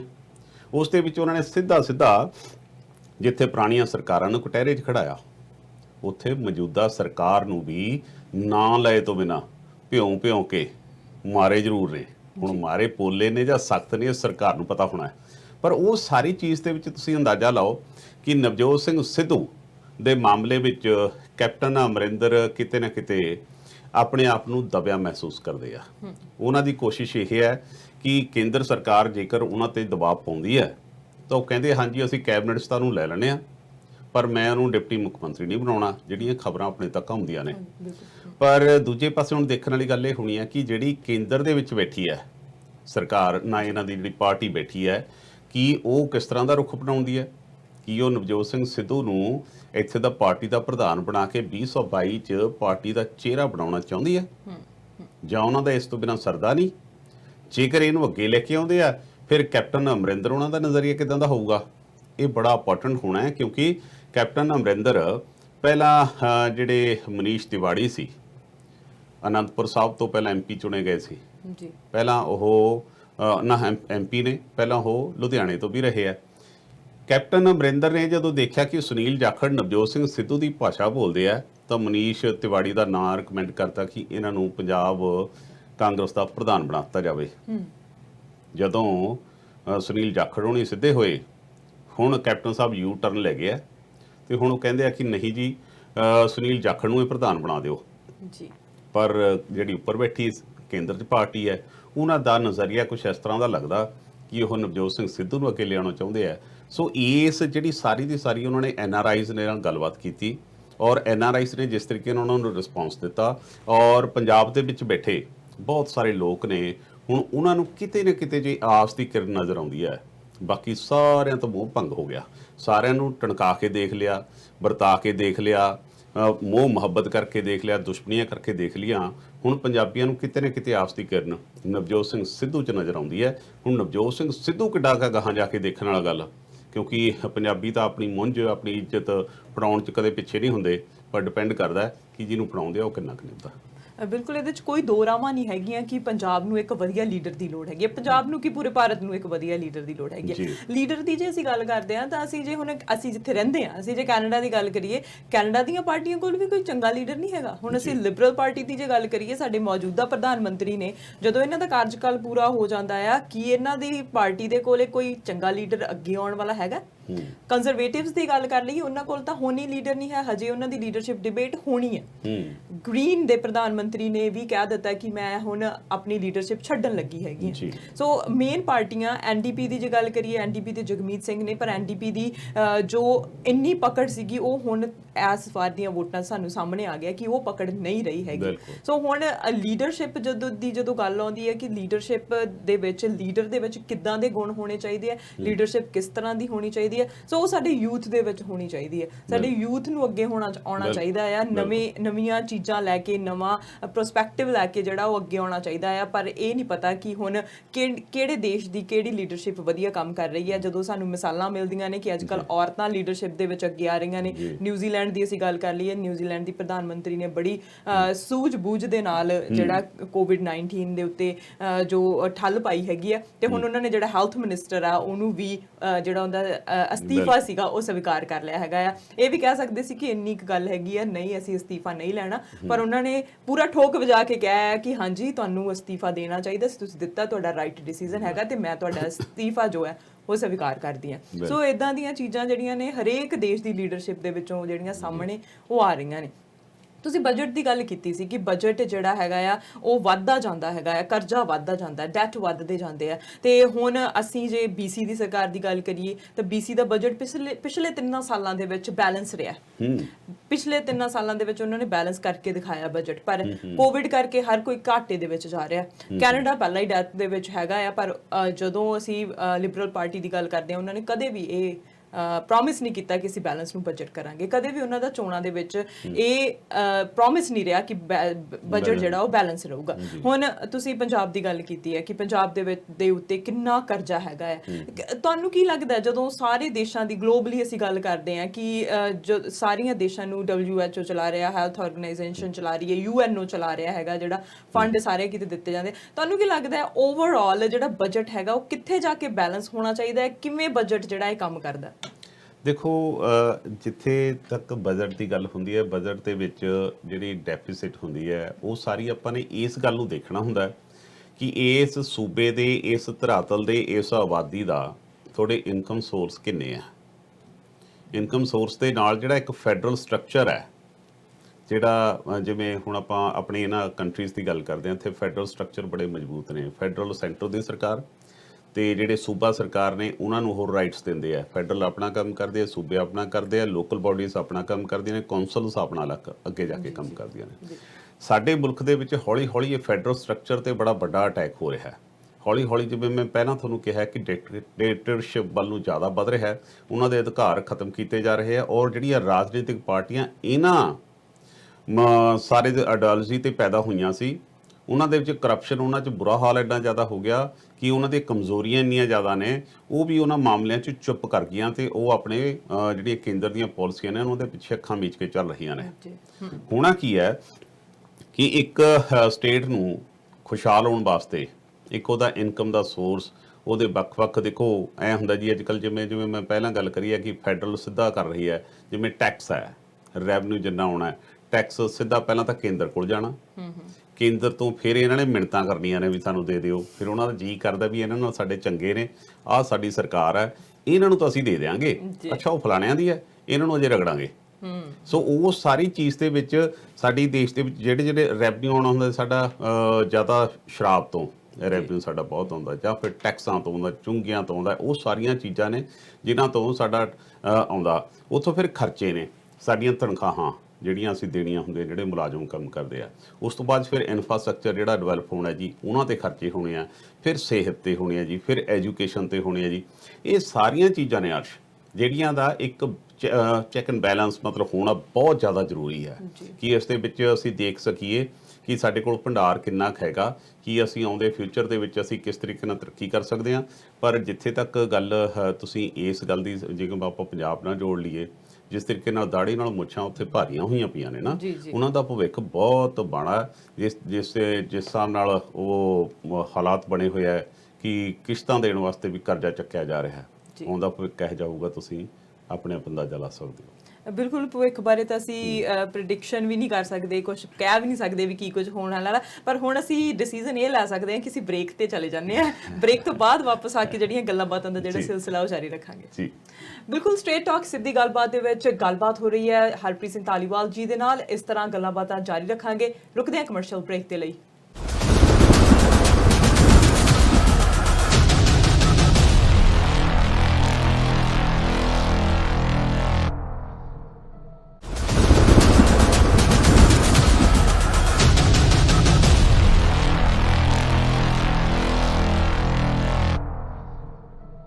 Welcome back after short break. You are watching straight talk ਸਿੱਧੀ ਗੱਲ, ਤੇ ਗੱਲਬਾਤ ਹੋ ਰਹੀ ਹੈ ਪੰਜਾਬ ਦੀ ਸਿਆਸਤ ਦੇ ਬਾਰੇ, ਭਾਰਤ ਦੀ ਸਿਆਸਤ ਬਾਰੇ, ਗਲੋਬਲੀ ਕੀ ਕੁਝ ਹੋ ਰਿਹਾ ਹੈਗਾ ਆ COVID-19 ਨੂੰ ਲੈ ਕੇ। ਸੋ ਬਹੁਤ ਸਾਰੇ ਮੁੱਦੇ ਨੇ ਜੋ ਸਾਡੇ ਸਾਹਮਣੇ ਆਉਂਦੇ ਰਹਿੰਦੇ ਨੇ ਤੇ ਉਹਦੇ ਤੇ ਅਸੀਂ ਕੋਸ਼ਿਸ਼ ਕਰਦੇ ਹਾਂ ਕਿ ਤੁਹਾਨੂੰ ਜਾਣੂ ਕਰਵਾਇਆ ਜਾਵੇ ਕਿ ਕੀ ਕੁਝ ਹੋ ਰਿਹਾ ਹੈ ਸਾਡੇ ਭਾਰਤ ਦੇ ਵਿੱਚ, ਅਸੀਂ ਜਿੱਥੇ ਰਹਿੰਦੇ ਹਾਂ ਉਸ ਮੁਲਕ ਦੇ ਵਿੱਚ। ਸੋ ਮਿਸਟਰ ਧਾਲੀਵਾਲ, ਅਸੀਂ ਪਹਿਲਾਂ ਜਿਵੇਂ ਗੱਲ ਕੀਤੀ ਹੈਗੀ ਹੈ ਭਾਰਤ ਦੇ ਬਾਰੇ ਗੱਲ ਕੀਤੀ, ਪੰਜਾਬ ਦੇ ਬਾਰੇ, ਪੰਜਾਬ ਦੀ ਸਿਆਸਤ ਦੇ ਬਾਰੇ ਗੱਲ ਕੀਤੀ। ਅਸੀਂ ਹੁਣ ਜਦੋਂ ਇੱਥੇ ਰਹਿੰਦੇ ਹੋਏ ਹੈਗੇ ਆ ਤਾਂ ਸਾਨੂੰ ਜਦੋਂ ਕੋਵਿਡ-19 ਜਦੋਂ ਕ੍ਰਾਈਸਿਸ ਆਉਂਦਾ ਆ ਉਦੋਂ ਪਤਾ ਲੱਗਦਾ ਹੈ ਕਿ ਕਮਿਊਨਿਟੀ ਕੀ ਕਰ ਰਹੀ ਹੈਗੀ ਹੈ। ਹੁਣ ਅਸੀਂ ਗੁਰਦੁਆਰਾ ਦੁੱਖ ਨਿਵਾਰਨ ਸਾਹਿਬ ਦੀ ਜੇ ਗੱਲ ਕਰਦੇ ਹੈਗੇ ਆ ਸਰੀ ਦੇ ਵਿੱਚ, ਜਿਹੜਾ ਸਰੀ ਦੇ ਵਿੱਚ ਹੈਗਾ ਗਿਆਨੀ ਨਰਿੰਦਰ ਸਿੰਘ ਵਾਲੀਆ ਜਿਹੜੇ ਉੱਥੋਂ ਦੇ ਕਰਤਾ ਧਰਤੇ ਨੇ, ਉਹ ਸਾਰੇ ਡਿਸੀਜਨ ਲੈਂਦੇ ਨੇ। ਉਹਨਾਂ ਦੇ ਵੱਲੋਂ 7400 ਤੋਂ ਜ਼ਿਆਦਾ ਮੀਲ ਜਿਹੜੇ ਉਹ ਵੰਡੇ ਗਏ ਆ ਇਸ ਮਹਾਮਾਰੀ ਦੇ ਦੌਰਾਨ, ਇਹਨਾਂ 2-4 ਮਹੀਨਿਆਂ ਦੇ ਵਿੱਚ। ਤੇ ਨਾਲ ਨਾਲ ਉਹਨਾਂ ਨੇ ਜਿਹੜੇ ਸਟੂਡੈਂਟ ਆਏ ਹੈਗੇ ਉਹਨਾਂ ਨੂੰ ਬਿਸਤਰੇ ਵਗੈਰਾ ਦਿੱਤੇ ਹੈਗੇ ਆ, ਸੋ ਉਹਨਾਂ ਨੂੰ ਫੂਡ ਵੀ ਦਿੱਤਾ, ਗਰੋਸਰੀਜ਼ ਵੀ ਦਿੱਤੀਆਂ ਨੇ। ਸੋ ਬਹੁਤ ਸਾਰਾ ਕੰਮ ਕੀਤਾ ਜਾ ਰਿਹਾ ਤੇ ਉਹਨਾਂ ਦੇ ਵੱਲੋਂ ਹੀ ਕੈਨੇਡਾ ਡੇ ਵਾਲੇ ਦਿਨ ਫੂਡ ਬੈਂਕ ਖੋਲ੍ਹਿਆ ਗਿਆ ਮੋਦੀ ਖਾਨਾ ਦੇ ਨਾਮ ਦੇ ਉੱਤੇ, ਜਿੱਥੇ ਕਿ ਲੋੜਵੰਦ ਜਾ ਕੇ ਕੋਈ ਵੀ ਬਿਨਾਂ ਕਿਸੇ ਆਪਦਾ ਨਾਮ ਦੱਸੇ ਤੋਂ ਗੁਪਤ ਤੌਰ ਦੇ ਉੱਤੇ, ਕਈ ਵਾਰ ਸਾਨੂੰ ਹੁੰਦਾ ਕਿ ਅਸੀਂ ਕਿਉਂ ਸਾਡਾ ਕੋਈ ਮਜ਼ਾਕ ਉਡਾਊਗਾ, ਅਸੀਂ ਨਹੀਂ ਜਾ ਕੇ ਕਿਸੇ ਤੋਂ ਹੈਲਪ ਲੈਣੀ। ਤਾਂ ਤੁਸੀਂ ਕੋਈ ਵੀ ਗਰੋਸਰੀਜ਼, ਕੋਈ ਵੀ ਤੁਹਾਡਾ ਡੇਲੀ ਲਾਈਫ ਦੇ ਵਿੱਚ ਤੁਹਾਨੂੰ ਕੋਈ ਚੀਜ਼ਾਂ ਚਾਹੀਦੀਆਂ ਨੇ ਜਿਹੜੀਆਂ ਉੱਥੇ ਅਵੇਲੇਬਲ ਹੈਗੀਆਂ ਨੇ, ਤੁਸੀਂ ਫॉर ਫ੍ਰੀ ਉੱਥੋਂ ਲੈ ਸਕਦੇ ਹੈਗੇ ਆ। ਸੋ ਉਹਨਾਂ ਨੇ ਇਹ ਡਿਸੀਜ਼ਨ ਲਿਆ ਹੈਗਾ। ਹੁਣ ਅਸੀਂ ਉਹਨਾਂ ਧਾਰਮਿਕ ਸੰਸਥਾਵਾਂ ਦੀ ਗੱਲ ਕਰਦੇ ਹਾਂ ਕਿ ਜਿਹੜੀਆਂ ਲੋਕਾਂ ਦੇ ਨਾਲ ਖੜੀਆਂ ਹੁੰਦੀਆਂ ਨੇ।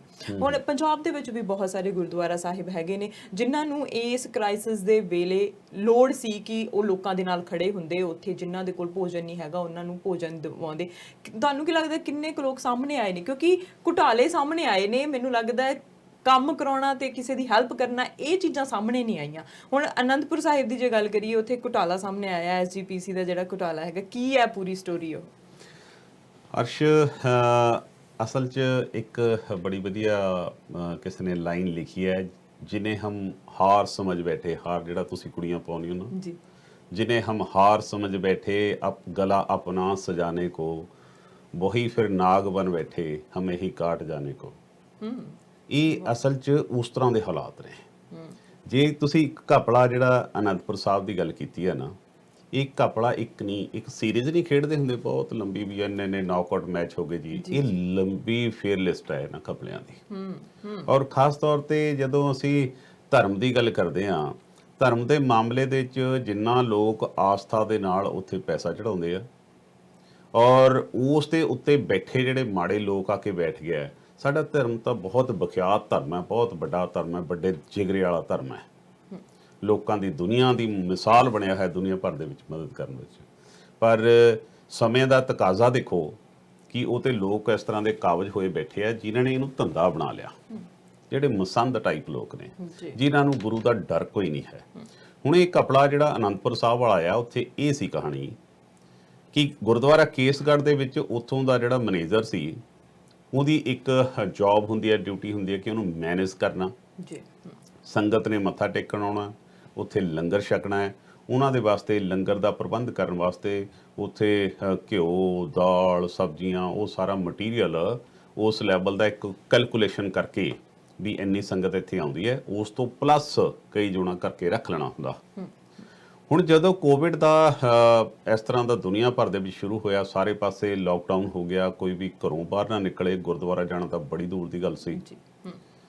ਉਸ ਲੋਕਡਾਊਨ ਦੇ ਵਿੱਚ ਇਹ ਖਬਰਾਂ ਪਤਾ ਲੱਗੀਆਂ ਕਿ ਗੁਰਦੁਆਰਾ ਜਿਹੜਾ ਕੇਸਗੜ੍ਹ ਦਾ ਮੈਨੇਜਰ ਹੈ, ਉੱਥੇ ਉਨਾ ਹੀ ਲੰਗਰ, ਉਨਾ ਹੀ ਘਿਓ, ਉਨਾ ਹੀ ਦੁੱਧ, ਉਨਾ ਹੀ ਮਟੀਰੀਅਲ ਲਗਾਤਾਰ ਆਉਂਦਾ ਰਿਹਾ। ਉਹ ਆ ਕੇ ਜਦੋਂ ਹੁਣ ਕਿਸੇ ਨੂੰ ਜਦੋਂ ਡਾਊਟ ਹੋਇਆ ਕਿ ਸੰਗਤ ਆ ਨਹੀਂ ਰਹੀ, ਪਰ ਹੋ ਸਕਦਾ ਕਿ ਇਸ ਤਰ੍ਹਾਂ ਨਾ ਕੀਤਾ ਹੋਵੇ, ਕਿਸੇ ਨੇ ਇਨਫੋਰਮੇਸ਼ਨ ਮੰਗੀ, ਇਨਫੋਰਮੇਸ਼ਨ ਤੋਂ ਬਾਅਦ ਫਿਰ ਜੀ SGPC ਆਖੇ ਜੀ ਅਸੀਂ ਇੱਕ ਕਮੇਟੀ ਬਣਾਵਾਂਗੇ। ਅਕਾਲ ਤਖਤ ਦਾ ਜਥੇਦਾਰ ਵੀ ਕਹਿੰਦਾ ਵੀ ਹੁਣ ਅਸੀਂ ਚੱਕ ਦੇਣਾ ਜਿਹੜਾ ਵੀ ਕੋਈ ਇਸ ਤਰ੍ਹਾਂ ਦਾ ਕਰਪਟ ਹੋਊਗਾ। ਮੈਂ ਇਸ ਗੱਲ ਨੂੰ ਲੈ ਕੇ ਇਸ ਤਰੀਕੇ ਨਾਲ ਸੋਚਦਾ ਅਰਸ਼ ਜੀ ਕਿ ਇਹ ਸਿਰਫ ਤੇ ਸਿਰਫ ਗੋਂਗਲੂਆਂ ਤੋਂ ਮਿੱਟੀ ਝਾੜੀ ਜਾਂਦੀ ਆ। ਜਿੱਥੇ ਸਾਡੀ ਐਡੀ ਵੱਡੀ ਆਸਥਾ ਹੈ, ਇੱਥੇ ਕੋਈ ਇੱਕ ਅੱਧਾ ਘਪਲਾ ਥੋੜੀ ਹੋਇਆ, ਇੱਥੇ ਤਾਂ ਨਿੱਤ ਨਵਾਂ ਘਪਲਾ ਹੈ। ਇਹ ਤਾਂ ਆਪਾਂ ਵੈਸੇ ਇੱਕ ਛੋਟੇ ਘਪਲੇ ਦੀ ਚਰਚਾ ਕੀਤੀ ਹੈ। ਇਸ ਜਿਹੜੀ ਸੰਸਥਾ ਦੇ ਵਿੱਚ ਸਿੱਖੀ ਦਾ ਪ੍ਰਚਾਰ ਤੇ ਪ੍ਰਸਾਰ ਹੋਣਾ ਹੁੰਦਾ ਹੈ, ਉੱਥੇ ਜਿਹੜੇ ਦੇ ਉੱਪਰ ਇੱਕ ਪਰਿਵਾਰ ਦਾ ਜਿਹਦਾ ਕਬਜ਼ਾ ਹੋ ਚੁੱਕਿਆ ਹੈ, ਉਹਨੂੰ ਇੱਕ ਪ੍ਰਾਈਵੇਟ ਕੰਪਨੀ ਦੇ ਤੌਰ ਤੇ ਲਾ ਰਿਹਾ। ਹੁਣ ਪ੍ਰਾਈਵੇਟ ਕੰਪਨੀ ਮੈਂ ਤਾਂ ਕਿਹਾ ਕਿ ਦੁਨੀਆ ਭਰ ਚੋਂ ਸਿੱਖ ਉੱਥੇ ਆਪਣੀ ਫੰਡਿੰਗ, ਆਪਣੇ ਪੈਸੇ, ਆਪਣੀ ਆਸਥਾ ਭੇਜਦੇ ਆ ਔਰ ਅਰਦਾਸਾਂ ਕਰਦੇ ਆ। ਪਰ ਉਹ ਪ੍ਰਾਈਵੇਟ ਕੰਪਨੀ ਜਿਹਦਾ ਆਪਦਾ ਇੱਕ CA ਮੁਨੀਮ ਜਿਹਨੂੰ ਆਪਾਂ ਕਹਿ ਦਿੰਦੇ ਆ, ਉਹ CA ਰੱਖਿਆ ਹੋਇਆ ਜਿਹਨੂੰ 10 ਲੱਖ ਰੁਪਈਆ SGPC ਦਿੰਦੀ ਹੈ, ਪਰ ਉਹ CAਸ਼ਿਪ ਕਿਸੇ ਹੋਰ ਪਰਿਵਾਰ ਦਾ ਵੀ ਕਰਦਾ ਹੈ ਤੇ ਉਹ SGPC ਦਾ ਵੀ ਕਹਿੰਦਾ ਵੀ ਸਾਂਭ ਸੰਭਾਲ ਦਾ ਪੈਸਾ ਉਹ ਦੇਖੂਗਾ। ਉਹ ਇੱਕ ਗੱਲੇ ਦੇ ਤੌਰ ਤੇ ਵੀ ਉਹਨਾਂ ਕੋਲ ਕੰਟਰੋਲ ਆ ਸਾਰਾ, ਕਿੰਨੇ ਪੈਸੇ ਆਏ, ਕਿੱਥੇ ਜਾਣੇ ਨੇ, ਕਿਵੇਂ ਹੋਣਗੇ, ਅਸੀਂ ਦੇਖਾਂਗੇ। ਉਹ ਕਹਿੰਦੇ ਵੀ ਸਾਡਾ ਧਾਰਮਿਕ ਸੰਸਥਾ ਦੇ ਵਿੱਚ ਕੋਈ ਵੀ ਦਖਲਅੰਦਾਜ਼ੀ ਨਹੀਂ ਜੀ। ਉਸ ਬੰਦੇ ਨੂੰ 9 ਕਰੋੜ ਦੇ ਕਰੀਬ ਨਾ 9 ਲੱਖ ਰੁਪਏ ਦੇ ਕਰੀਬ ਤਨਖਾਹ ਦਿੱਤੀ ਜਾਂਦੀ ਹੈ। ਤੁਸੀਂ ਅੰਦਾਜ਼ਾ ਲਾਓ, ਕਰੋੜ ਤੋਂ ਉੱਪਰ ਹੋ ਗਿਆ ਸਾਲ ਦਾ ਇੱਕ ਬੰਦੇ ਨੂੰ। ਅਸਲ 'ਚ ਲੈਂਦਾ SCPC ਤੋਂ ਹੈ। ਉਹ ਕਹਿੰਦੇ ਨੇ ਹੁੰਦੇ ਵੀ ਹੱਥ ਕਾਰਵਾਲ ਤੇ ਦਿਲਯਾਰਵਾਲ। ਉਹ ਹਾਲਾਤ ਇਹ ਨੇ ਕਿ ਪੈਸੇ ਉੱਥੋਂ SCPC ਤੋਂ ਲੈਂਦਾ, ਕੰਮਕਾਜ ਇਹਨਾਂ ਦੇ ਦੇਖਦਾ।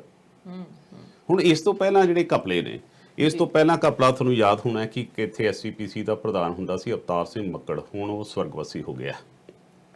ਉਹਨਾਂ ਦਾ ਇੱਕ ਚਰਚਾ ਬੜੀ ਹੋਈ ਸੀ ਅਖਬਾਰਾਂ ਦੇ ਵਿੱਚ, ਦੁਨੀਆ ਭਰ ਦੇ ਵਿੱਚ, ਕਿ ਮੱਕੜ ਸਾਹਿਬ ਦੀ ਕਾਰ ਦਾ ਜਿਹੜਾ ਤੇਲ ਦਾ ਬਜਟ ਦਿਖਾਇਆ ਗਿਆ, ਉਹ ਜੇਕਰ 24 ਘੰਟੇ ਕਾਰ ਚੱਲੀ ਜਾਵੇ ਦਿਨ ਰਾਤ ਜੀ, ਤੇ ਮਤਲਬ ਹਟੇ ਹੀ ਕਦੇ ਨਾ, ਤੇ ਚੰਦ ਦਾ ਵੀ ਗੇੜਾ ਲਾਇਆ ਵੇ, ਇੰਨਾ ਬਜਟ ਸਿਰਫ ਉਹਨਾਂ ਦੀ ਕਾਰ ਦੇ ਵਿੱਚ ਦਿਖਾਇਆ ਗਿਆ ਸੀ ਤੇਲ ਦਾ। ਇੱਥੇ ਇੱਕ ਘਪਲੇ ਦੀ ਥੋੜੀ ਗੱਲ ਕਰਦੇ ਹੋ, ਕਹਿੰਦੇ ਵੀ ਇੱਕ ਨੂੰ ਕੀ ਰੋਣੀ, ਇੱਥੇ ਤਾਂ ਆ ਬਈ ਉਹ ਤਾਂ ਹਨਾ। ਸੋ ਇਸ ਘਪਲੇ ਦੇ ਵਿੱਚ ਹੁਣ ਮੱਕੜ ਨੂੰ ਛੱਡ ਦਈਏ ਆਪਾਂ। ਉਸ ਤੋਂ ਬਿਨਾਂ ਵੱਖ-ਵੱਖ ਸਮੇਂ ਤੇ ਇਹਨਾਂ ਦੇ ਦੋਸ਼ ਲੱਗਦੇ ਰਹੇ ਕਿ ਪ੍ਰਿੰਸੀਪਲ, ਇੱਕ ਸੈਕਟਰੀ ਰੱਖਿਆ ਗਿਆ, ਪ੍ਰਿੰਸੀਪਲ ਸੈਕਟਰੀ ਰੱਖਿਆ ਗਿਆ, ਉਹਨੂੰ 3 ਲੱਖ ਰੁਪਇਆ SCPC ਦੇ ਗੋਲਕਾਂ ਚੋਂ ਜਿਹੜਾ ਕਿ ਸਿੱਖੀ ਦੇ ਪ੍ਰਚਾਰ ਪ੍ਰਸਾਰ ਵਾਸਤੇ ਚਾਹੀਦਾ ਸੀ। ਇਹ ਗੱਲ ਮੈਂ ਤੁਹਾਨੂੰ ਇੱਕ ਥੋੜੀ ਜਿਹੀ ਪੁਰਾਣੀ ਆਪਣੀ ਨਿੱਜੀ ਦਿਖਾਉਣਾ ਜੀ। ਮੈਂ ਪਟਿਆਲੇ ਜਰਨਲਿਜ਼ਮ ਕਰਦਾ ਸੀ ਤਾਂ ਉੱਥੇ ਅਕਾਲ ਤਖਤ ਦਾ ਜਥੇਦਾਰ ਗਿਆਨੀ ਗੁਰਬਚਨ ਸਿੰਘ ਆ ਗਿਆ। ਉੱਥੇ 96 ਕਰੋੜੀ ਬਾਬਾ ਬੁੱਢਾ ਦਲ ਦਾ ਉਹਨਾਂ ਦੇ ਤਖਤ ਵਹੀਰ ਦਾ ਉਹਨਾਂ ਦਾ ਸਮਾਗਮ ਹੁੰਦਾ ਹੈ ਕਿ ਬਾਬਾ ਬਲਬੀਰ ਸਿੰਘ ਜਿਹੜਾ ਇਸ ਵੇਲੇ ਗੱਦੀ ਨਸ਼ੀਨ ਹੈ, ਜਿਹੜਾ ਬੈਠਾ ਹੈ ਉੱਥੇ, ਉਸ ਦੇ ਪਰਿਵਾਰ ਦੇ ਮੈਂਬਰਾਂ ਦੀ ਆਪਸੀ ਕਲੈਸ਼ ਦੇ ਵਿੱਚ 5 ਦੀ ਮੌਤ ਹੋ ਗਈ ਸੀ। ਉੱਥੇ ਸਾਰੇ ਤਖਤਾਂ ਦੇ ਜਥੇਦਾਰ ਆਉਂਦੇ ਸੀ। ਮੈਂ ਅਕਾਲ ਤਖਤ ਦੇ ਜਥੇਦਾਰ ਸਾਹਿਬ ਨੂੰ ਇੱਕ ਸਵਾਲ ਪੁੱਛਿਆ ਜੀ, ਨਾਲੇ ਅਵਤਾਰ ਸਿੰਘ ਮੱਕੜ ਵੀ ਬੈਠੇ ਸੀ, ਗਿਆਨੀ ਗੁਰਬਚਨ ਸਿੰਘ ਨੂੰ। ਮੈਂ ਕਿਹਾ, ਗੁਰਬਚਨ ਸਿੰਘ ਜੀ ਮੈਨੂੰ ਇੱਕ ਗੱਲ ਦੱਸਿਓ, ਜਥੇਦਾਰ ਸਾਹਿਬ, ਪੰਜਾਬ ਦੇ ਵਿੱਚ ਪੈਸਾ ਅੰਨ੍ਹੇਵਾਹ ਆ ਰਿਹਾ ਹੈ, ਸਿੱਖੀ ਦੇ ਪ੍ਰਚਾਰ ਪ੍ਰਸਾਰ ਵਾਸਤੇ ਆ ਰਿਹਾ ਹੈ, ਕਰੋੜਾਂ ਰੁਪਏ ਦਾ ਬਜਟ ਵੀ ਦਿਖਾਇਆ ਜਾ ਰਿਹਾ ਹੈ, ਔਰ ਇੰਨਾ ਕਰੋੜਾਂ ਰੁਪਇਆ ਖਰਚ ਕੇ ਵੀ 90% ਦੀ ਸਿੱਖੀ ਪੰਜਾਬ ਚੋਂ ਖਤਮ ਹੈ। ਔਰ ਦਿੱਲੀ ਵਰਗਾ ਜਿਹੜਾ ਮੈਨੇਜਮੈਂਟ ਕਮੇਟੀ ਹੈ, ਉੱਥੇ 10% ਵੀ ਖਰਚਾ ਨਹੀਂ ਹੈ, ਪਰ ਉਹਨਾਂ ਦੀ ਫਿਰ ਵੀ ਉਹਨਾਂ ਨੇ ਸਿੱਖੀ ਦਾ ਪ੍ਰਚਾਰ ਪ੍ਰਸਾਰ ਪੰਜਾਬ ਨਾਲੋਂ ਕਿਤੇ ਜ਼ਿਆਦਾ ਹੈ। ਜਥੇਦਾਰ ਸਾਹਿਬ ਦੀ ਮੇਰੀ ਗੱਲ ਸੁਣ ਕੇ ਅੱਖਾਂ ਹਰੀਆਂ ਹੋ ਗਈਆਂ, ਮਿਰਚ ਵਰਗੀਆਂ। ਮੈਨੂੰ ਕਹਿੰਦੇ, ਕਾਕਾ ਤੇਰਾ ਨਾਂ ਕੀ ਆ? ਮੈਂ ਕਿਹਾ ਜੀ ਮੇਰਾ ਨਾਂ ਹਰਪ੍ਰੀਤ ਸਿੰਘ ਧਾਲੀਵਾਲ ਹੈ। ਕਹਿੰਦਾ, ਅੱਛਾ ਧਾਲੀਵਾਲ ਆ ਤੂੰ ਸਿੰਘ, ਤੇਰੀ ਦਾੜੀ ਕਿੱਥੇ ਹੈ? ਮੈਂ ਕਿਹਾ, ਸ਼ਾਇਦ ਜਥੇਦਾਰ ਸਾਹਿਬ ਤੁਸੀਂ ਧਿਆਨ ਨਾਲ ਮੇਰਾ ਸਵਾਲ ਨਹੀਂ ਸੁਣਿਆ। ਮੇਰਾ ਸਵਾਲ ਤੁਹਾਨੂੰ ਇਹੀ ਸੀ ਕਿ ਸਿੱਖਾਂ ਦੀਆਂ ਦਾੜੀਆਂ ਕਿੱਥੇ ਨੇ? ਬਜਟ ਤੁਹਾਡੇ ਕੋਲ ਆ ਰਿਹਾ ਹੈ, ਪੈਸਾ ਕਿੱਥੇ ਜਾ ਰਿਹਾ ਹੈ? ਜਥੇਦਾਰ ਸਾਹਿਬ ਨੂੰ ਪਸੀਨਾ ਆ ਗਿਆ। ਮੇਰੀ ਦੂਜੇ ਦਿਨ ਅਖਬਾਰ 'ਚ ਲੀਡ ਖਬਰ ਲੱਗੀ ਕਿ ਜਥੇਦਾਰ ਨੂੰ ਜਦੋਂ ਸਿੱਖੀ ਦੇ ਨਾਂ ਤੇ ਪਸੀਨਾ ਆਉਣ ਲੱਗ ਗਿਆ। ਉਹ ਇਹਨਾਂ ਦੇ ਕੋਲ ਸਿਰਫ ਤੇ ਸਿਰਫ ਆਪਣੇ ਪਰਿਵਾਰ ਪਾਲਣ ਤੋਂ ਬਿਨਾ ਜਿਹੜੇ ਤਖਤਾਂ ਦੇ ਜਥੇਦਾਰ ਬੈਠੇ ਹੁਣ ਕਹਿੰਦੇ ਜੀ ਅਸੀਂ ਤਾਂ ਜੀ ਬਹੁਤ ਕਰ ਦੇਣਾ ਜੀ, ਇਹਦੀ ਸਾਫ਼ ਸਫਾਈ ਕਰ ਦੇਣੀ ਹੈ। ਇਹ ਉਹ ਜਥੇਦਾਰ ਨੇ ਜਿਹੜੇ ਆਪਣੇ ਪਰਿਵਾਰਾਂ ਦੇ 3 ਸਟਾਰ 4000 ਸਟਾਰ ਹੋਟਲ ਬਣਾਉਂਦੇ ਆ। ਉਹਨਾਂ ਦੇ 'ਚ ਮੈਨਿਊ 'ਚ ਵੀ ਚਿਕਨ ਤੇ ਦਾਰੂ ਵਰਤਾਉਣ ਦਾ ਇੱਕ ਨੋਟ ਪਾਇਆ ਜਾਂਦਾ ਹੈ ਕਿ ਜੇ ਵਿਆਹ ਦਾ ਫੰਕਸ਼ਨ ਹੋਊ ਤਾਂ ਵਰਤਾ ਸਕਦੇ ਆ। ਇਹ ਜਥੇਦਾਰ ਉਹ ਨੇ ਜਿਨ੍ਹਾਂ ਦੇ ਮੁੰਡੇ ਮੈਸਾਂ ਦੇ ਜਿਹੜੇ ਕੱਟੇ ਵੇਚਣ ਵਾਲੇ ਨੇ, ਉਹਨਾਂ ਤੋਂ ਵੀ ਟੈਕਸ ਲੈਂਦੇ ਆ। ਸੋ ਜਦੋਂ ਤੁਹਾਡੀਆਂ ਮਾਨਸਿਕਤਾ ਇਸ ਤਰ੍ਹਾਂ ਦੇ ਹੋਣ, ਚੰਗੀਆਂ ਪੋਸਟਾਂ ਤੇ ਕਹਿੰਦੇ ਹੁੰਦੇ ਆ ਕਿ ਇੱਕ ਵੱਡੀ ਛੋਟੀ ਕੁਰਸੀ ਤੇ ਵੱਡਾ ਬੰਦਾ ਬਹਿ ਜਾਵੇ ਤਾਂ ਉਹਦਾ ਮੁੱਲ ਵੱਧ ਜਾਂਦਾ ਹੈ ਜੀ। ਜੇਕਰ ਉਹ ਵੱਡੀ ਕੁਰਸੀ ਤੇ ਛੋਟਾ ਬੰਦਾ ਬਹਿ ਜੇ ਨਾ, ਉਹਦਾ ਦਰਕਾਰ ਘਟਾਉਂਦਾ ਹੈ। ਹੁਣ SCPC ਵਰਗੀ ਮਹਾਨ ਸ਼ਖਸੀਅਤ, ਮਹਾਨ ਸੰਸਥਾ ਜੀ ਤੋਂ ਅਸੀਂ ਸੇਧ ਲੈਂਦੇ ਹਾਂ, ਜਦੋਂ ਉੱਤੇ ਛੋਟੇ ਬੰਦੇ ਬਹਿ ਜਾਂਦੇ ਆ ਫਿਰ ਉਹਨਾਂ ਦਾ ਹਾਲ ਕੀ ਹੋਣਾ? ਪਿਛਲੇ ਦਿਨਾਂ 'ਚ ਆਪਣਾ ਅਰਸ਼ ਜੀ ਹੋਇਆ ਕਿ ਇੱਕ ਕਾਂਗਰਸ ਦਾ ਉੱਭਰਦਾ ਹੋਇਆ ਨੇਤਾ ਹੈ, ਉਹ ਬੜੀ ਤਿੱਖੀ ਗੱਲ ਕਰਦਾ। ਉਹ ਕਾਂਗਰਸੀਆਂ ਨੂੰ ਵੀ ਨਹੀਂ ਬਖਸ਼ਦਾ, ਉਹ ਅਕਾਲੀਆਂ ਨੂੰ ਵੀ ਨਹੀਂ ਬਖਸ਼ਦਾ, ਉਹ ਕਿਸੇ ਨੂੰ ਨਹੀਂ ਬਖਸ਼ਦਾ। ਉਹਨੇ ਇੱਕ ਜਦੋਂ ਦਰਬਾਰ ਸਾਹਿਬ ਦਾ ਹੈਰੀਟੇਜ ਰਸਤਾ ਜਾਂਦਾ, ਉੱਥੇ ਖੜ ਕੇ ਲੋਕਾਂ ਦੇ ਵਿੱਚ ਇੱਕ ਪ੍ਰੈਸ ਕਾਨਫਰੰਸ ਕੀਤੀ। ਉਸ ਦੇ ਵਿੱਚ ਉਹਨੇ ਦੱਸਿਆ ਕਿ ਸਨ 2019 ਦੇ ਵਿੱਚ ਜਿਹੜੀ ਗੁਰਦੁਆਰਾ ਪ੍ਰਬੰਧਕ ਕਮੇਟੀ ਨੂੰ ਘਿਓ ਆਉਂਦਾ ਹੈ, ਉਹ ਘਿਓ 80 ਕਰੋੜ ਰੁਪਏ ਦਾ ਇੱਕ ਟੈਂਡਰ ਇੱਕ ਕੰਪਨੀ ਨੂੰ ਦਿੱਤਾ ਗਿਆ। ਜਦੋਂ ਉਸ ਟੈਂਡਰ ਦੇ ਸੰਬੰਧ ਵਿੱਚ SCPC ਦੇ ਇੱਕ ਮੈਂਬਰ ਨੇ ਰੌਲਾ ਪਾਇਆ ਤਾਂ ਉਹੀ 80 ਕਰੋੜ ਦਾ ਜਿਹੜਾ ਬਜਟ ਸੀਗਾ ਇੱਕ ਹਫ਼ਤੇ ਬਾਅਦ 72 ਕਰੋੜ ਦਾ ਹੋ ਗਿਆ। 8 ਕਰੋੜ ਦਾ ਘਪਲਾ ਜੋ ਸਿੱਧਾ ਸੀ। ਕੋਈ ਇੱਥੇ ਜਵਾਬ ਦੇਣ ਵਾਲਾ ਨਹੀਂ, ਕੋਈ ਇੱਥੇ ਪੁੱਛਣ ਵਾਲਾ ਨਹੀਂ। ਸੋ ਘਪਲਿਆਂ ਦੀ ਤਾਂ ਤੁਸੀਂ ਅੰਦਾਜ਼ਾ ਨਹੀਂ ਲਾ ਸਕਦੇ ਕਿ ਇੱਥੇ ਕਿੰਨਾ ਕੁਝ ਚੱਲ ਰਿਹਾ। ਜੇ ਮੈਂ ਹੁਣ ਗੱਲ ਕਰਦਾ ਰਹਾ ਤਾਂ ਮੇਰੇ ਖਿਆਲ ਨਾਲ ਸਾਰਾ ਪ੍ਰੋਗਰਾਮ ਇਹਨਾਂ ਘਪਲਿਆਂ ਤੇ ਹੀ ਖਤਮ ਹੋ ਜਾਣਾ ਹੈ। ਸੋ ਗੱਲਾਂ ਤਾਂ ਬਹੁਤ ਨੇ ਪਰ ਮਸਲੇ ਘਟ ਨਹੀਂ ਰਹੇ। ਆਉਂਦਾ ਭਵਿੱਖ ਕਿਹੋ ਜਿਹਾ ਹੋਊਗਾ ਜਿੱਥੇ ਸਾਡੇ ਸਿਉਂਖ ਵਾਂਗੂ ਸਾਡੀਆਂ ਧਾਰਮਿਕ ਸੰਸਥਾਵਾਂ ਨੂੰ ਜਦ ਇਸ ਤਰ੍ਹਾਂ ਦੇ ਲੋਕ ਚਿੰਬੜ ਜਾਂਦੇ ਅਰਸ਼, ਫਿਰ ਉਹਨਾਂ ਦਾ ਭਵਿੱਖ ਬੜਾ ਮਾੜਾ ਹੁੰਦਾ। ਹੋਪ ਸੋ ਹੈ ਕਿ ਆਉਂਦੇ ਹੋਏ ਜਿਹੜੀ ਸਾਡੀ ਸਿੱਖ ਸੰਗਤ ਹੈ ਉਹ ਇਸ ਗੱਲ ਨੂੰ ਸਮਝੂਗੀ। ਔਰ ਕਿਉਂਕਿ ਸਿੱਖਾਂ ਦੀ ਸਾਡੀ ਇੱਕ ਬੜੀ ਜ਼ਬਰਦਸਤ ਪ੍ਰੋਬਲਮ ਹੈ ਪੰਜਾਬੀਆਂ ਦੀ, ਮੈਂ ਤੁਹਾਨੂੰ ਆਪਣੀ ਗੱਲ ਕਰਦੇ ਆਪਾਂ ਸਾਰੇ ਪੰਜਾਬੀ ਹਾਂ ਜੀ। ਪੰਜਾਬੀ ਜਿਹੇ ਜੀ ਕੋਕੋ ਉਹ ਜਿਹੇ ਕੋਕੋ ਦੇ ਬੱਚੇ ਹੁੰਦੇ ਆ, ਠੀਕ ਹੈ ਨਾ। ਪੰਜਾਬੀਆਂ ਦੀ ਆਦਤ ਹੈ ਕਿ ਪੰਜਾਬੀ ਸੋਚਦੇ ਹੀ ਨਹੀਂ, ਸਾਡੀ ਸੋਚ ਨਹੀਂ ਹੈ, ਅਸੀਂ ਗੱਲਾਂ ਤੇ ਜਿੱਡੀਆਂ ਮਰਜ਼ੀ ਆਈਏ, ਸਾਨੂੰ ਸੋਚਣਾ ਆਉਂਦਾ ਹੀ ਨਹੀਂ। ਅਸਲ 'ਚ ਸਾਨੂੰ ਸੋਚਣਾ ਨਹੀਂ ਆਉਂਦਾ, ਅਸੀਂ ਆਪਣੇ ਆਪ ਨੂੰ ਉਹੀ ਆਪਾਂ ਬੈਠ ਕੇ, ਸਾਡੇ 'ਚੋਂ ਦੱਸੋ ਕੋਈ ਪੜ੍ਹਦਾ ਸਾਡੇ 'ਚੋਂ? ਕੋਈ ਪੜ੍ਹਿਆ ਲਿਖਿਆ ਵੀ ਜਾਹਲ ਟਾਈਪ ਦੇ ਅਸੀਂ ਬੰਦੇ ਆ। ਸਮੇਂ ਦਾ ਕੋਈ ਪੰਜਾਬੀ ਪਾਬੰਦ ਹੈ?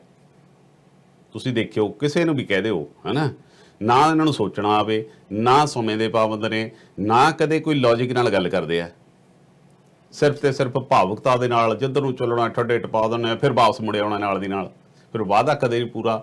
ਸੋ ਇਹ ਸਾਰੀਆਂ ਚੀਜ਼ਾਂ ਸਾਨੂੰ ਆਪਣੇ ਅੰਦਰ ਝਾਤੀ ਮਾਰਨੀ ਪਊਗੀ, ਤਾਂ ਇਸ ਤਰ੍ਹਾਂ ਦੇ ਘਪਲੇ ਬੰਦ ਹੋਣਗੇ ਜਦੋਂ ਅਸੀਂ ਸੁਚੇਤ ਹੋਵਾਂਗੇ, ਜਦੋਂ ਸਾਨੂੰ ਪਤਾ ਹੋਊਗਾ। ਸਾਨੂੰ ਲੁੱਟ ਕੇ ਚਲੇ ਜਾਂਦੇ ਆ, 5 ਸਾਲਾਂ ਬਾਅਦ ਆ ਕੇ ਗਰੀਬ ਜਿਹੇ ਬਣ ਕੇ ਖੜ ਜਾਂਦੇ ਆ, ਅਸੀਂ ਫਿਰ ਉਹਨਾਂ ਦੇ ਵਿੱਚ ਚੱਲ ਪੈਂਦੇ। ਸਾਡਾ ਕੀ ਫਾਇਦਾ? ਫਿਰ ਅਸੀਂ ਖੜੇ ਕਿੱਥੇ ਆ? ਸੋਚਣ ਕਦੋਂ ਸ਼ੁਰੂ ਕਰਾਂਗੇ? ਇਹ ਬੜਾ ਵੱਡਾ ਸਵਾਲ ਹੈ ਜੀ।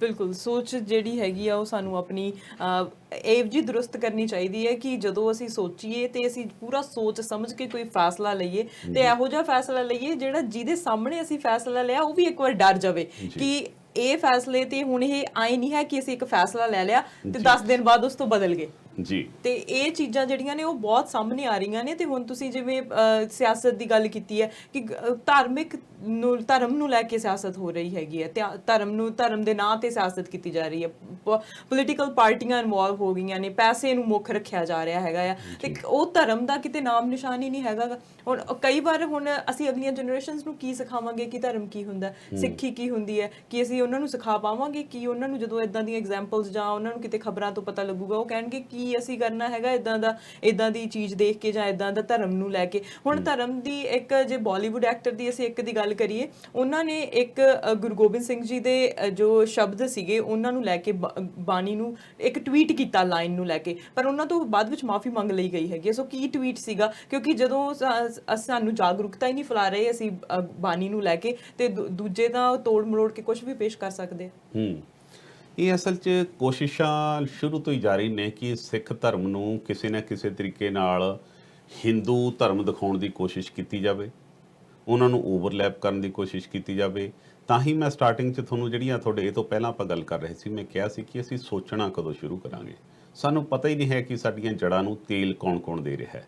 ਅਸਲ 'ਚ ਜਿਹੜਾ ਇਹ ਅਨੂਪਮ ਖੇਰ ਐਕਟਰ ਹੈ, ਵੈਸੇ ਤਾਂ ਹੁਣ ਇਹ ਵਿਹਲਾ, ਇਹਨੂੰ ਕੰਮਕਾਜ ਤਾਂ ਕੋਈ ਹੈ ਨਹੀਂ ਇਹਦੇ ਕੋਲੇ, ਹੈ ਨਾ।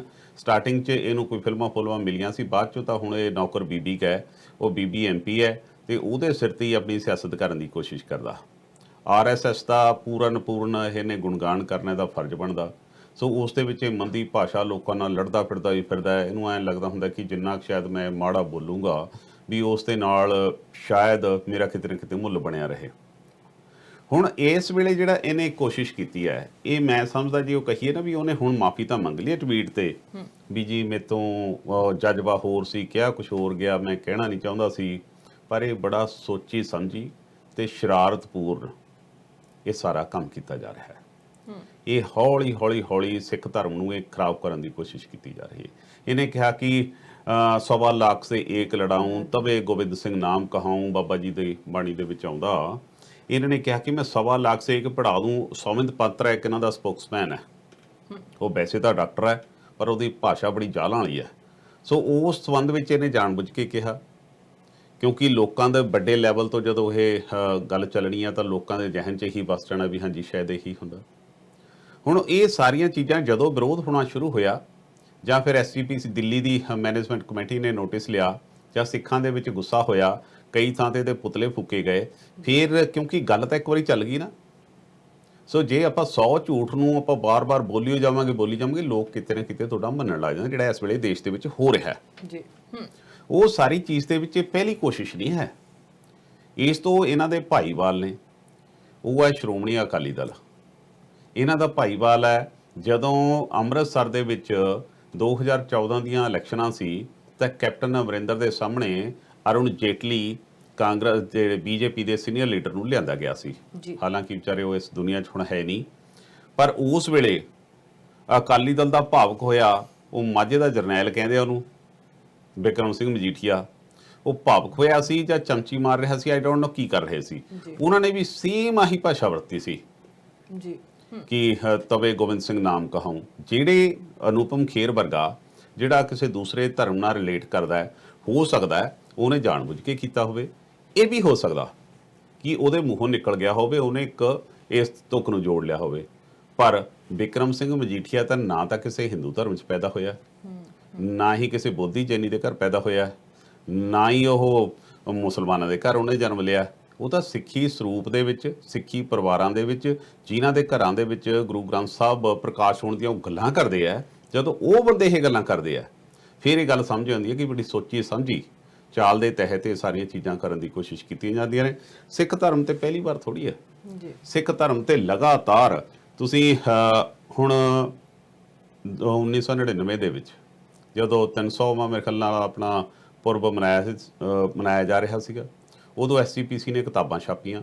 SCPC ਜਿਹੜੀ ਪ੍ਰਚਾਰ ਪ੍ਰਸਾਰ ਵਾਸਤੇ ਹੈ, ਮੈਂ ਤੁਹਾਨੂੰ ਕਹਿ ਰਿਹਾ ਸੀ ਨਾ ਵੀ ਘਪਲੇ ਤੇ ਜਿਹੜੇ ਅਟੈਕ ਨੇ ਕਿੰਨੇ ਨੇ, ਉਹਨਾਂ ਕਿਤਾਬਾਂ ਦੇ ਵਿੱਚ ਬਾਬੇ ਨਾਨਕ ਜੀ ਤੇ, ਗੁਰੂ ਅਰਜਨ ਦੇਵ ਜੀ ਤੇ, 9ਵੇਂ ਪਾਤਸ਼ਾਹ ਗੁਰੂ ਤੇਗ ਬਹਾਦਰ ਜੀ ਤੇ ਜੋ ਮਾੜੇ ਲਫ਼ਜ਼ ਉਹ ਕਿਤਾਬਾਂ ਦੇ ਵਿੱਚ ਲਿਖੇ ਗਏ ਸਿੱਖ ਧਰਮ ਤੇ, ਔਰ SCPC ਨੇ ਉਹਨੂੰ ਰਿਲੀਜ਼ ਕੀਤਾ ਜੀ।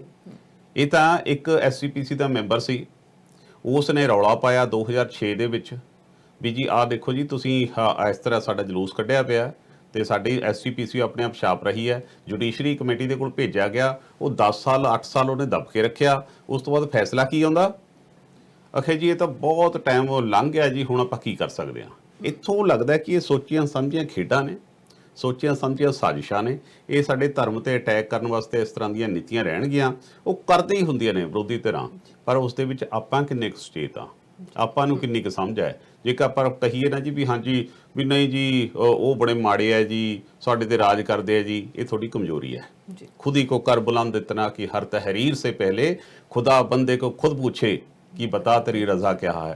तू अपने आप ਨੂੰ ਤਿਆਰ ਕਰ, ਸਾਡੀ ਕੌਮ ਆਪਣੇ ਆਪ ਨੂੰ ਤਿਆਰ ਕਰੇ, ਬਜਾਏ ਆਪਾਂ ਕਿਸੇ ਤੇ ਦੋਸ਼ ਲਾਉਣ ਦੇ। ਸਾਨੂੰ ਆਪਣੇ ਸੁਚੇਤ ਹੋਣਾ ਪੈਣਾ। ਬਿਲਕੁਲ। ਤੇ ਨਾਲ ਹੁਣ ਖਾਲਿਸਤਾਨ ਦੀ ਜਿਹੜੀ ਮੰਗ ਸੀਗੀ ਉਹ ਕੀਤੀ ਜਾ ਰਹੀ ਹੈਗੀ, ਜਿਹੜੇ ਉਹਨਾਂ ਦੇ ਲੀਡਰ ਨੇ ਗੁਰਪਤਵੰਤ ਪੰਨੂ ਜਿਹੜੇ ਨੇ, ਉਹਨਾਂ ਨੂੰ ਹੁਣ ਦਹਿਸ਼ਤਗਰਦ ਐਲਾਨ ਦਿੱਤਾ ਗਿਆ, ਉਹਨਾਂ ਦੇ ਨਾਲ ਦੇ ਸਾਥੀਆਂ ਨੂੰ ਵੀ। ਤੇ ਨਾਲ ਹੁਣ ਕਾਫੀ ਲੋਕ ਨੇ ਜਿਹੜੇ ਬਾਹਰਲੇ ਮੁਲਕਾਂ ਦੇ ਵਿੱਚ ਰਹਿੰਦੇ ਨੇ, ਉਹਨਾਂ ਦੀ ਲਿਸਟ ਦੇ ਵਿੱਚ ਉਹਨਾਂ ਦੇ ਨਾਮ ਵੀ ਆ ਗਏ ਨੇ। ਇਹ ਅਸਲ ਵਿੱਚ ਗੱਲ ਕੀ ਹੈ ਜੀ ਕਿ ਖਾਲਿਸਤਾਨ ਦੇ ਨਾਂ ਤੇ ਬੜੀ ਦੇਰ ਤੋਂ ਬਾਹਰਲੇ ਮੁਲਕਾਂ ਦੇ ਵਿੱਚ ਬੈਠੇ ਇਸ ਤਰ੍ਹਾਂ ਦਾ ਪ੍ਰਚਾਰ ਪ੍ਰਸਾਰ ਬੜਾ ਚੱਲਦਾ, ਜਿਹੜਾ ਕਿਹਾ ਜਾਂਦਾ ਜੀ ਆਮ ਤੌਰ ਤੇ ਜਦੋਂ ਅਸੀਂ ਗਰਾਊਂਡ ਰਿਐਲਿਟੀ ਜਾ ਕੇ ਦੇਖਦੇ ਹਾਂ ਪੰਜਾਬ ਦੀ ਬਿਲਕੁਲ ਡਿਫਰੈਂਟ ਹੈ। ਹੁਣ ਇਹ ਗੁਰਬਤਵੰਤ ਸਿੰਘ ਪੰਨੂ ਨੇ ਕੋਈ ਜਿਹੜੀ ਸ਼ੇਪ ਕਰਦੇ ਆ, ਸ਼ਾਇਦ ਗੁੱਤ 'ਚ ਵੀ ਕਰਦੇ ਆ ਪਿੱਛੇ, ਉਹਨਾਂ ਨੇ ਸਿੱਖਾਂ ਦੀ ਜ਼ਿੰਮੇਵਾਰੀ ਬਹੁਤ ਲਈ ਹੋਈ ਹੈ। ਜਿਹੜਾ ਆਪ ਅਜੇ ਸਿੱਖੀ ਦੇ ਬਿਲਕੁਲ ਨੇੜੇ ਤੇੜੇ ਕੋਈ ਨਹੀਂ, ਤਾਂ ਉਹ ਸਭ ਤੋਂ ਵੱਡਾ ਕਹਿ ਰਿਹਾ ਜੀ ਕਿ ਖਾਲਿਸਤਾਨ ਬਣਾਉਣਾ ਹੈ। ਖਾਲਿਸਤਾਨ ਦੇਖੋ ਬਣਨ ਦੇ ਵਿੱਚ ਜਿਹੜੀਆਂ ਗੱਲਾਂ ਚੱਲਦੇ ਨੇ, ਆਮ ਤੌਰ ਤੇ ਤਾਂ ਲੋਕ ਨਾ ਖਾਲਿਸਤਾਨ ਦਾ ਨਾਮ ਸੁਣ ਕੇ ਪਤਾ ਨਹੀਂ ਕੀ ਕਹਿੰਦੇ ਆ, ਪਰ ਜੇਕਰ ਤੁਸੀਂ ਵੱਖ ਧਰਤੀ ਦੀ ਗੱਲ ਕਰਦੇ ਹੋ, ਖਾਲਿਸਤਾਨ ਦੇ ਵਿੱਚ ਖਾਲਸਾ ਰਾਜ ਦੀ ਗੱਲ ਕਰਦੇ ਹੋ, ਖਾਲਸਾ ਰਾਜ ਸੀ ਮਹਾਰਾਜਾ ਰਣਜੀਤ ਸਿੰਘ ਵੇਲੇ, ਤਾਂ ਉਸ ਤਰ੍ਹਾਂ ਦਾ ਰਾਜ ਤੁਸੀਂ ਕਿਸ ਤਰ੍ਹਾਂ ਦਾ, ਤੁਹਾਡਾ ਕੀ ਮਸੌਦਾ ਕੀ ਹੈ, ਤੁਹਾਡਾ ਕਨਸੈਪਟ ਕੀ ਹੈ, ਤੁਸੀਂ ਚਾਹੁੰਦੇ ਕੀ ਹੋ। ਉਸ ਗੱਲ ਦੇ ਵਿੱਚ ਜਦੋਂ ਇੱਕ ਬੰਦੇ ਦੀ ਇੱਕ ਵੈਬਸਾਈਟ ਬਣੀ ਹੋਈ ਹੈ ਸਿੱਖ ਫॉर ਜਸਟਿਸ ਦੀ, ਹੋਰ ਕਿਸੇ ਬਾਰੇ ਬੰਦਾ ਨੂੰ ਪਤਾ ਹੈ ਨਹੀਂ, ਕੋਈ ਨਹੀਂ, ਬਸ ਉਹਨਾਂ ਦੀ ਫੋਟੋ ਹੈ ਕਲੀਨ ਸ਼ੇਵਨ ਬੰਦੇ ਦੀ, ਉਹ ਬੰਦੇ ਨੂੰ ਕਨਫਿਊਜ਼ ਕਰਦੀ ਹੈ ਸਗੋਂ ਜ਼ਿਆਦਾ ਹੋਰ ਵੀ। ਦੂਜੇ ਪਾਸੇ ਜਦੋਂ ਤੁਸੀਂ ਕਹਿੰਦੇ ਹੋ ਕਿ ਅਸੀਂ ਰੈਫਰੈਂਡਮ ਕਰਾਉਣਾ, ਅਸੀਂ ਪੰਜਾਬ ਦੇ ਵਿੱਚ ਰੈਫਰੈਂਡਮ ਕਰਾ ਦੇਣਾ ਜੀ, ਅਸੀਂ ਫਲਾਣਾ ਕੁਝ ਕਰ ਦੇਣਾ ਜੀ, ਪੰਜਾਬ ਦੀ ਧਰਤੀ ਦਾ ਧਰਾਤਲ ਦੇ ਬਾਰੇ ਜਦੋਂ ਆਪਾਂ ਕੋਈ ਵੋਟਾਂ ਪਵਾਉਂਦੇ ਹਾਂ ਜੀ, ਵੋਟਾਂ ਹੁੰਦੀਆਂ ਨੇ, ਤੁਸੀਂ ਸੀਨੀਅਰ ਜਰਨਲਿਸਟ ਹੋ, ਤੁਸੀਂ ਇਹਨਾਂ ਸਾਰੀਆਂ ਚੀਜ਼ਾਂ ਨੂੰ ਕਵਰ ਕਰਦੇ ਹੋ, ਤਾਂ ਜਿਹੜੇ ਲੀਡਰਸ਼ਿਪ ਲੋਕਾਂ ਦੇ ਵਿੱਚ ਜਾਂਦੀ ਹੈ ਆਪਣਾ ਚੋਣ ਮੈਨੀਫੈਸਟੋ ਲੈ ਕੇ ਜਾਂਦੀ ਹੈ, ਆਪਣਾ ਇੱਕ ਮਸੌਦਾ ਰੱਖਦੀ ਹੈ ਕਿ ਅਸੀਂ ਆਹ ਕੁਝ ਕਰਨਾ ਜੀ, ਸਾਨੂੰ ਤੁਸੀਂ ਵੋਟਾਂ ਦਿਓ ਤਾਂ ਜੋ ਅਸੀਂ ਤੁਹਾਡੀਆਂ ਜਿਹੜੀਆਂ ਆਸਾਂ ਨੇ ਉਹਨਾਂ ਤੇ ਪੂਰੇ ਉਤਰ ਸਕੀਏ। ਹੁਣ ਇਹ ਕਹਿੰਦੇ ਆ ਕਿ ਅਸੀਂ ਖਾਲਿਸਤਾਨ ਬਣਾਉਣਾ ਹੈ, ਇਹਨਾਂ ਨੂੰ ਦਹਿਸ਼ਤਗਰਦ ਐਲਾਨ ਤਾਂ ਇਹਨੂੰ ਛੱਡ ਦਿਓ। ਇਹ ਕਹਿੰਦੇ ਜੀ ਅਸੀਂ ਬਣਾਉਣਾ ਹੈ, ਪਰ ਮਸੌਦਾ ਸਾਡੇ ਕੋਲ ਕੋਈ ਨਹੀਂ। ਕਿਹੋ ਜਿਹਾ ਹੋਊਗਾ ਕਿ ਪੰਜਾਬ ਵਰਗੀ ਜਿਹੜੀ ਜਰਖੇਜ਼ ਧਰਤੀ ਸੀ, ਜਿਹੜੀ ਜ਼ਹਿਰੀਲੀ ਹੋ ਗਈ, ਉਹਨਾਂ ਬਾਰੇ ਤੁਹਾਡੇ ਕੋਲ ਕੋਈ ਮਸੌਦਾ ਹੈ, ਤੁਸੀਂ ਕੀ ਕਰੋਗੇ। ਜਿਹੜਾ ਪੰਜਾਬ ਦਾ ਖਾਲਿਸਤਾਨ ਤੁਹਾਨੂੰ ਮੰਨ ਲਓ ਅੱਜ ਆਪਾਂ ਨੂੰ ਕੋਈ ਗੱਲ ਹੋ ਜਾਂਦੀ ਹੈ, ਅਗਲਾ ਕਹਿੰਦਾ ਜੀ ਖਾਲਿਸਤਾਨ ਮਿਲ ਗਿਆ ਜੀ, ਅਮਲੀਆਂ ਨੂੰ ਲੈ ਕੇ ਦਵਾਂਗੇ। ਸਾਡਾ ਨੌਜਵਾਨ ਵਰਗ 70% ਸਾਡਾ ਅਮਲੀ ਹੈ, ਤੇ ਉਹਦੇ ਬਾਰੇ ਤੁਹਾਡਾ ਕੀ ਮਸੌਦਾ ਹੈ? ਫਿਰ ਕੀ ਤੁਸੀਂ ਬਾਹਰ ਬੈਠ ਕੇ ਉੱਥੇ ਜਿਹੜੇ ਮਾਵਾਂ ਦੇ ਪੁੱਤ ਨੇ ਉਹਨਾਂ ਨੂੰ ਆਪਾਂ ਭਾਵੁਕ ਕਰਕੇ ਵੀ ਹਾਂਜੀ ਚੱਕ ਲਓ ਹਥਿਆਰ ਕਰ ਦਿਓ ਜੀ, ਆਹ ਉਹ ਤਾਂ ਵਿਚਾਰੇ ਪਹਿਲਾਂ 30-35 ਹਜ਼ਾਰ ਸਾਡੇ ਮਰ ਲਿਆ। ਫਿਰ ਜਿਹੜੇ ਉੱਥੇ ਬੰਦੇ ਬੈਠੇ ਆ ਆਲਰੇਡੀ, ਚਾਹੇ ਉਹ ਦਲ ਖਾਲਸਾ ਹੈ, ਚਾਹੇ ਸਿਮਰਨਜੀਤ ਸਿੰਘ ਮਾਨ ਨੇ, ਜਿਹੜੇ ਇਸ ਮਾਮਲੇ ਦੇ ਵਿੱਚ ਜਿਨ੍ਹਾਂ ਨੇ ਆਪਣੀਆਂ ਵੱਡੀਆਂ ਵੱਡੀਆਂ ਪੋਸਟਾਂ ਕੁਰਬਾਨ ਕੀਤੀਆਂ ਨੇ, ਤਸ਼ੱਦਦ ਝੱਲਿਆ, ਦੇਸ਼ ਧਰੋਹ ਦੇ ਪਰਚੇ ਰਹੇ ਆ, ਜੇਲ੍ਹਾਂ ਦੇ ਵਿੱਚ ਬੰਦ ਰਹੇ ਆ ਕਈ ਸਾਲ, ਉਹ ਜਿਹੜੀ ਗੱਲ ਕਰਦੇ ਉਹਨਾਂ ਨੂੰ ਤੁਸੀਂ ਪੁੱਛ ਨਹੀਂ ਰਹੇ। ਫਿਰ ਇਹ ਸਾਰੀਆਂ ਗੱਲਾਂ ਦਾ ਇੱਕ ਕੈਨਵਸ ਜਿਹਾ ਨਿਕਲ ਕੇ ਆਉਂਦਾ ਕਿ ਤੁਸੀਂ ਸਾਰੀ ਕੁਰਸੀ ਦੇ ਭੁੱਖੇ ਹੋ, ਸੰਜੀਦਗੀ ਦੇ ਨਾਲ ਕੰਮ ਕਰਨ ਵਾਲਾ ਕੋਈ ਵੀ ਨਹੀਂ ਹੈ। ਸਿਰਫ ਤੇ ਸਿਰਫ ਤੁਸੀਂ ਸੋਚਦੇ ਵੀ ਹਾਂਜੀ ਮੇਰੇ ਮੋਢੇ ਤੇ ਵੀ ਆਦ ਸੱਚ ਜੁਗਾਦ ਸੱਚ, ਜਿਹੜਾ ਮੈਂ ਕਹਿੰਦਾ ਉਹ ਸਹੀ ਆ, ਆਪਣੀ ਔਕਾਤ ਨਹੀਂ ਦੇਖਣੀ, ਕੁਝ ਨਹੀਂ ਦੇਖਣਾ। ਇਹ ਬਹੁਤ ਵੱਡਾ ਜਿਹਦੇ 'ਚ ਗੁਰਬਤਵੰਤ ਸਿੰਘ ਸ਼ਾਇਦ ਉਹਨਾਂ ਦਾ ਨਾਂ ਹੈ, ਪੰਨੂ, ਉਹਨਾਂ ਨੂੰ ਕੀਤਾ ਗਿਆ। ਉਸ ਤੋਂ ਬਾਅਦ ਵਧਾਵਾ ਸਿੰਘ ਬੱਬਰ ਸ਼ਾਇਦ ਉਹ ਪਾਕਿਸਤਾਨ ਦੇ ਵਿੱਚ ਨੇ, ਉਹਨਾਂ 'ਤੇ ਕੀਤਾ ਗਿਆ। ਫਿਰ ਇੱਕ ਇੱਥੋਂ ਹਰਜੀਤ ਸਿੰਘ ਨਿੱਜਰ ਨੇ ਸ਼ਾਇਦ, ਉਹਨਾਂ ਨੂੰ ਕੀਤਾ ਗਿਆ। ਇੱਕ ਨੀਟਾ ਨੇ, ਉਹਨਾਂ ਨੂੰ ਕੀਤਾ ਗਿਆ।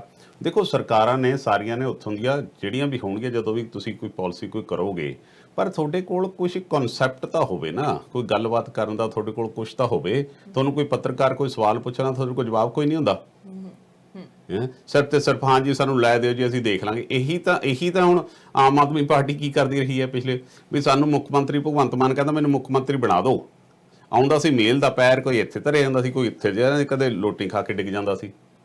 ਸੋ ਇਸ ਕਰਕੇ ਸਾਡੀ ਤਰਾਸ਼ਦੀ ਹੈ ਕਿ ਸਾਡੇ 'ਚ ਲੀਡਰੀ ਕਰਨ ਦਾ ਜਾਂ ਅੱਗੇ ਹੋਣ ਦਾ ਸ਼ੌਕ ਤਾਂ ਬਹੁਤ ਹੈ, ਪਰ ਸਾਡੇ ਕੋਲ ਰੋਡ ਮੈਪ ਕਿਸੇ ਕੋਲ ਵੀ ਨਹੀਂ ਹੈਗਾ। ਇਸੇ ਕਰਕੇ ਜਿਹੜੇ ਆਮ ਲੋਕ ਨੇ ਉਹ ਵਿਚਾਰੇ ਭਟਕੇ ਹੋਏ ਨੇ, ਉਹ ਵਿਚਾਰੇ ਤਕਲੀਫ 'ਚ ਨੇ, ਉਹਨਾਂ ਦੇ ਪੱਲੇ ਕੁਝ ਨਹੀਂ ਪੈਂਦਾ। ਹਾਂ ਲੀਡਰਸ਼ਿਪ ਜ਼ਰੂਰ ਹੈ, ਉਹ ਆਪਣੀ ਚੰਗੀਆਂ ਕੁਰਸੀਆਂ ਤੇ ਹੈਲੀਕਾਪਟਰਾਂ ਜਹਾਜ਼ਾਂ 'ਚ ਬਹਿ ਕੇ ਉਹ ਆਪਣੇ ਉਡਣ ਖਟੋਲਿਆਂ 'ਚ ਆਨੰਦ ਲੈ ਲੈਂਦੇ ਆ, ਪਰ ਆਮ ਬੰਦੇ ਦੇ ਪੱਲੇ ਅਰਸ਼ ਕੁਝ ਨਹੀਂ ਪੈ ਰਿਹਾ। ਬਿਲਕੁਲ। ਤੇ ਉਹੀ ਗੱਲ ਕਿ ਜੇ ਅਸੀਂ ਕਿਹਾ ਸੀ ਸਾਨੂੰ ਲੀਡਰਸ਼ਿਪ ਦੀ ਲੋੜ ਹੈ, ਸਾਨੂੰ ਚੰਗੀ ਲੀਡਰਸ਼ਿਪ ਦੀ ਲੋੜ ਹੈ, ਸੋ ਉਹਦੇ ਲਈ ਯੰਗ ਜਨਰੇਸ਼ਨ ਆ, ਅਸੀਂ ਉਹਨਾਂ ਨੂੰ ਕਹਿ ਸਕਦੇ ਹਾਂ ਕਿ ਸਾਹਮਣੇ ਆਓ। ਜੇ ਤੁਹਾਡੇ ਕੋਲ ਕੋਈ ਵਧੀਆ ਲੀਡਰਸ਼ਿਪ ਹੈਗੀ ਹੈ, ਜੇ ਤੁਹਾਡੇ ਕੋਲ ਗੁਣ ਹੈਗੇ ਆ, ਤਾਂ ਉਹਨੂੰ ਜ਼ਰੂਰ ਅੱਗੇ ਲੈ ਕੇ ਆਉਣਾ ਚਾਹੀਦਾ ਹੈਗਾ ਆ, ਤਾਂ ਕਿ ਸਾਡੇ ਸਾਰੇ ਦੇਸ਼ ਦਾ ਕੁਛ ਨਾ ਕੁਛ ਸਵਰ ਸਕੇ। ਸੋ ਤੁਸੀਂ ਟਾਈਮ ਟੂ ਟਾਈਮ ਕੱਢਦੇ ਹੋ, ਸਾਨੂੰ ਇੰਨੀ ਜ਼ਿਆਦਾ ਕੀਮਤੀ ਇਨਫੋਰਮੇਸ਼ਨ ਦਿੰਦੇ ਆ, ਉਹਦੇ ਲਈ ਤੁਹਾਡਾ ਵੀ ਬਹੁਤ ਬਹੁਤ ਧੰਨਵਾਦ। ਸ਼ੁਕਰੀਆ ਜੀ, ਥੈਂਕ ਯੂ ਜੀ। ਬਿਲਕੁਲ ਸਟ੍ਰੇਟ ਟਾਕ ਇਸ ਸਿੱਧੀ ਗੱਲ ਦੇ ਵਿੱਚ ਅੱਜ ਫਿਰ ਤੋਂ ਗੱਲਬਾਤ ਹੋਈ ਹਰਪ੍ਰੀਤ ਸਿੰਘ ਧਾਲੀਵਾਲ ਜੀ ਦੇ ਨਾਲ, ਜਿਨ੍ਹਾਂ ਨੇ ਸਾਨੂੰ ਪੂਰੀ ਐਕਸਪਲੇਨੇਸ਼ਨ ਦੇ ਵਿੱਚ ਦੱਸਿਆ ਕਿ ਕੀ ਕੁਝ ਹੋ ਰਿਹਾ ਹੈਗਾ ਆ ਸਿਆਸਤ ਦੇ ਵਿੱਚ, ਸਿਆਸਤ ਕਿੱਧਰ ਨੂੰ ਜਾ ਰਹੀ ਹੈ। ਤੇ ਅੱਜ ਦੇ ਟੌਪਿਕ ਦੇ ਵਿੱਚ ਜਿਹੜੀ ਸਾਹਮਣੇ ਆਈ ਆ ਲੀਡਰਸ਼ਿਪ ਨੂੰ ਲੈ ਕੇ, ਕਿ ਲੀਡਰਸ਼ਿਪ ਕਿੱਧਰ ਨੂੰ ਜਾ ਰਹੀ ਹੈਗੀ ਹੈ, ਕੀ ਹੋਣਾ ਹੈਗਾ ਆ, ਫਿਊਚਰ ਕੀ ਹੋਣਾ ਹੈ, ਤਾਂ ਆਉਣ ਵਾਲਾ ਸਮਾਂ ਹੀ ਦੱਸੇਗਾ। ਤੁਸੀਂ ਇਸ ਤਰ੍ਹਾਂ ਹੀ ਦੇਖਦੇ ਰਹੋ ਸਾਂਝਾ ਟੀਵੀ, ਸਾਨੂੰ ਫੀਡਬੈਕ ਜ਼ਰੂਰ ਦਿਆ ਕਰੋ। ਅਗਲੀ ਵਾਰ ਫਿਰ ਕਿਸੇ ਟੌਪਿਕ ਦੇ ਉੱਤੇ ਗੱਲਬਾਤ ਲਈ ਫਿਰ ਹਾਜ਼ਰ ਹੋਵਾਂਗੇ। ਤਦ ਤੱਕ ਤੁਸੀਂ ਰੱਖੋ ਆਪਣਾ ਖਿਆਲ। ਧੰਨਵਾਦ।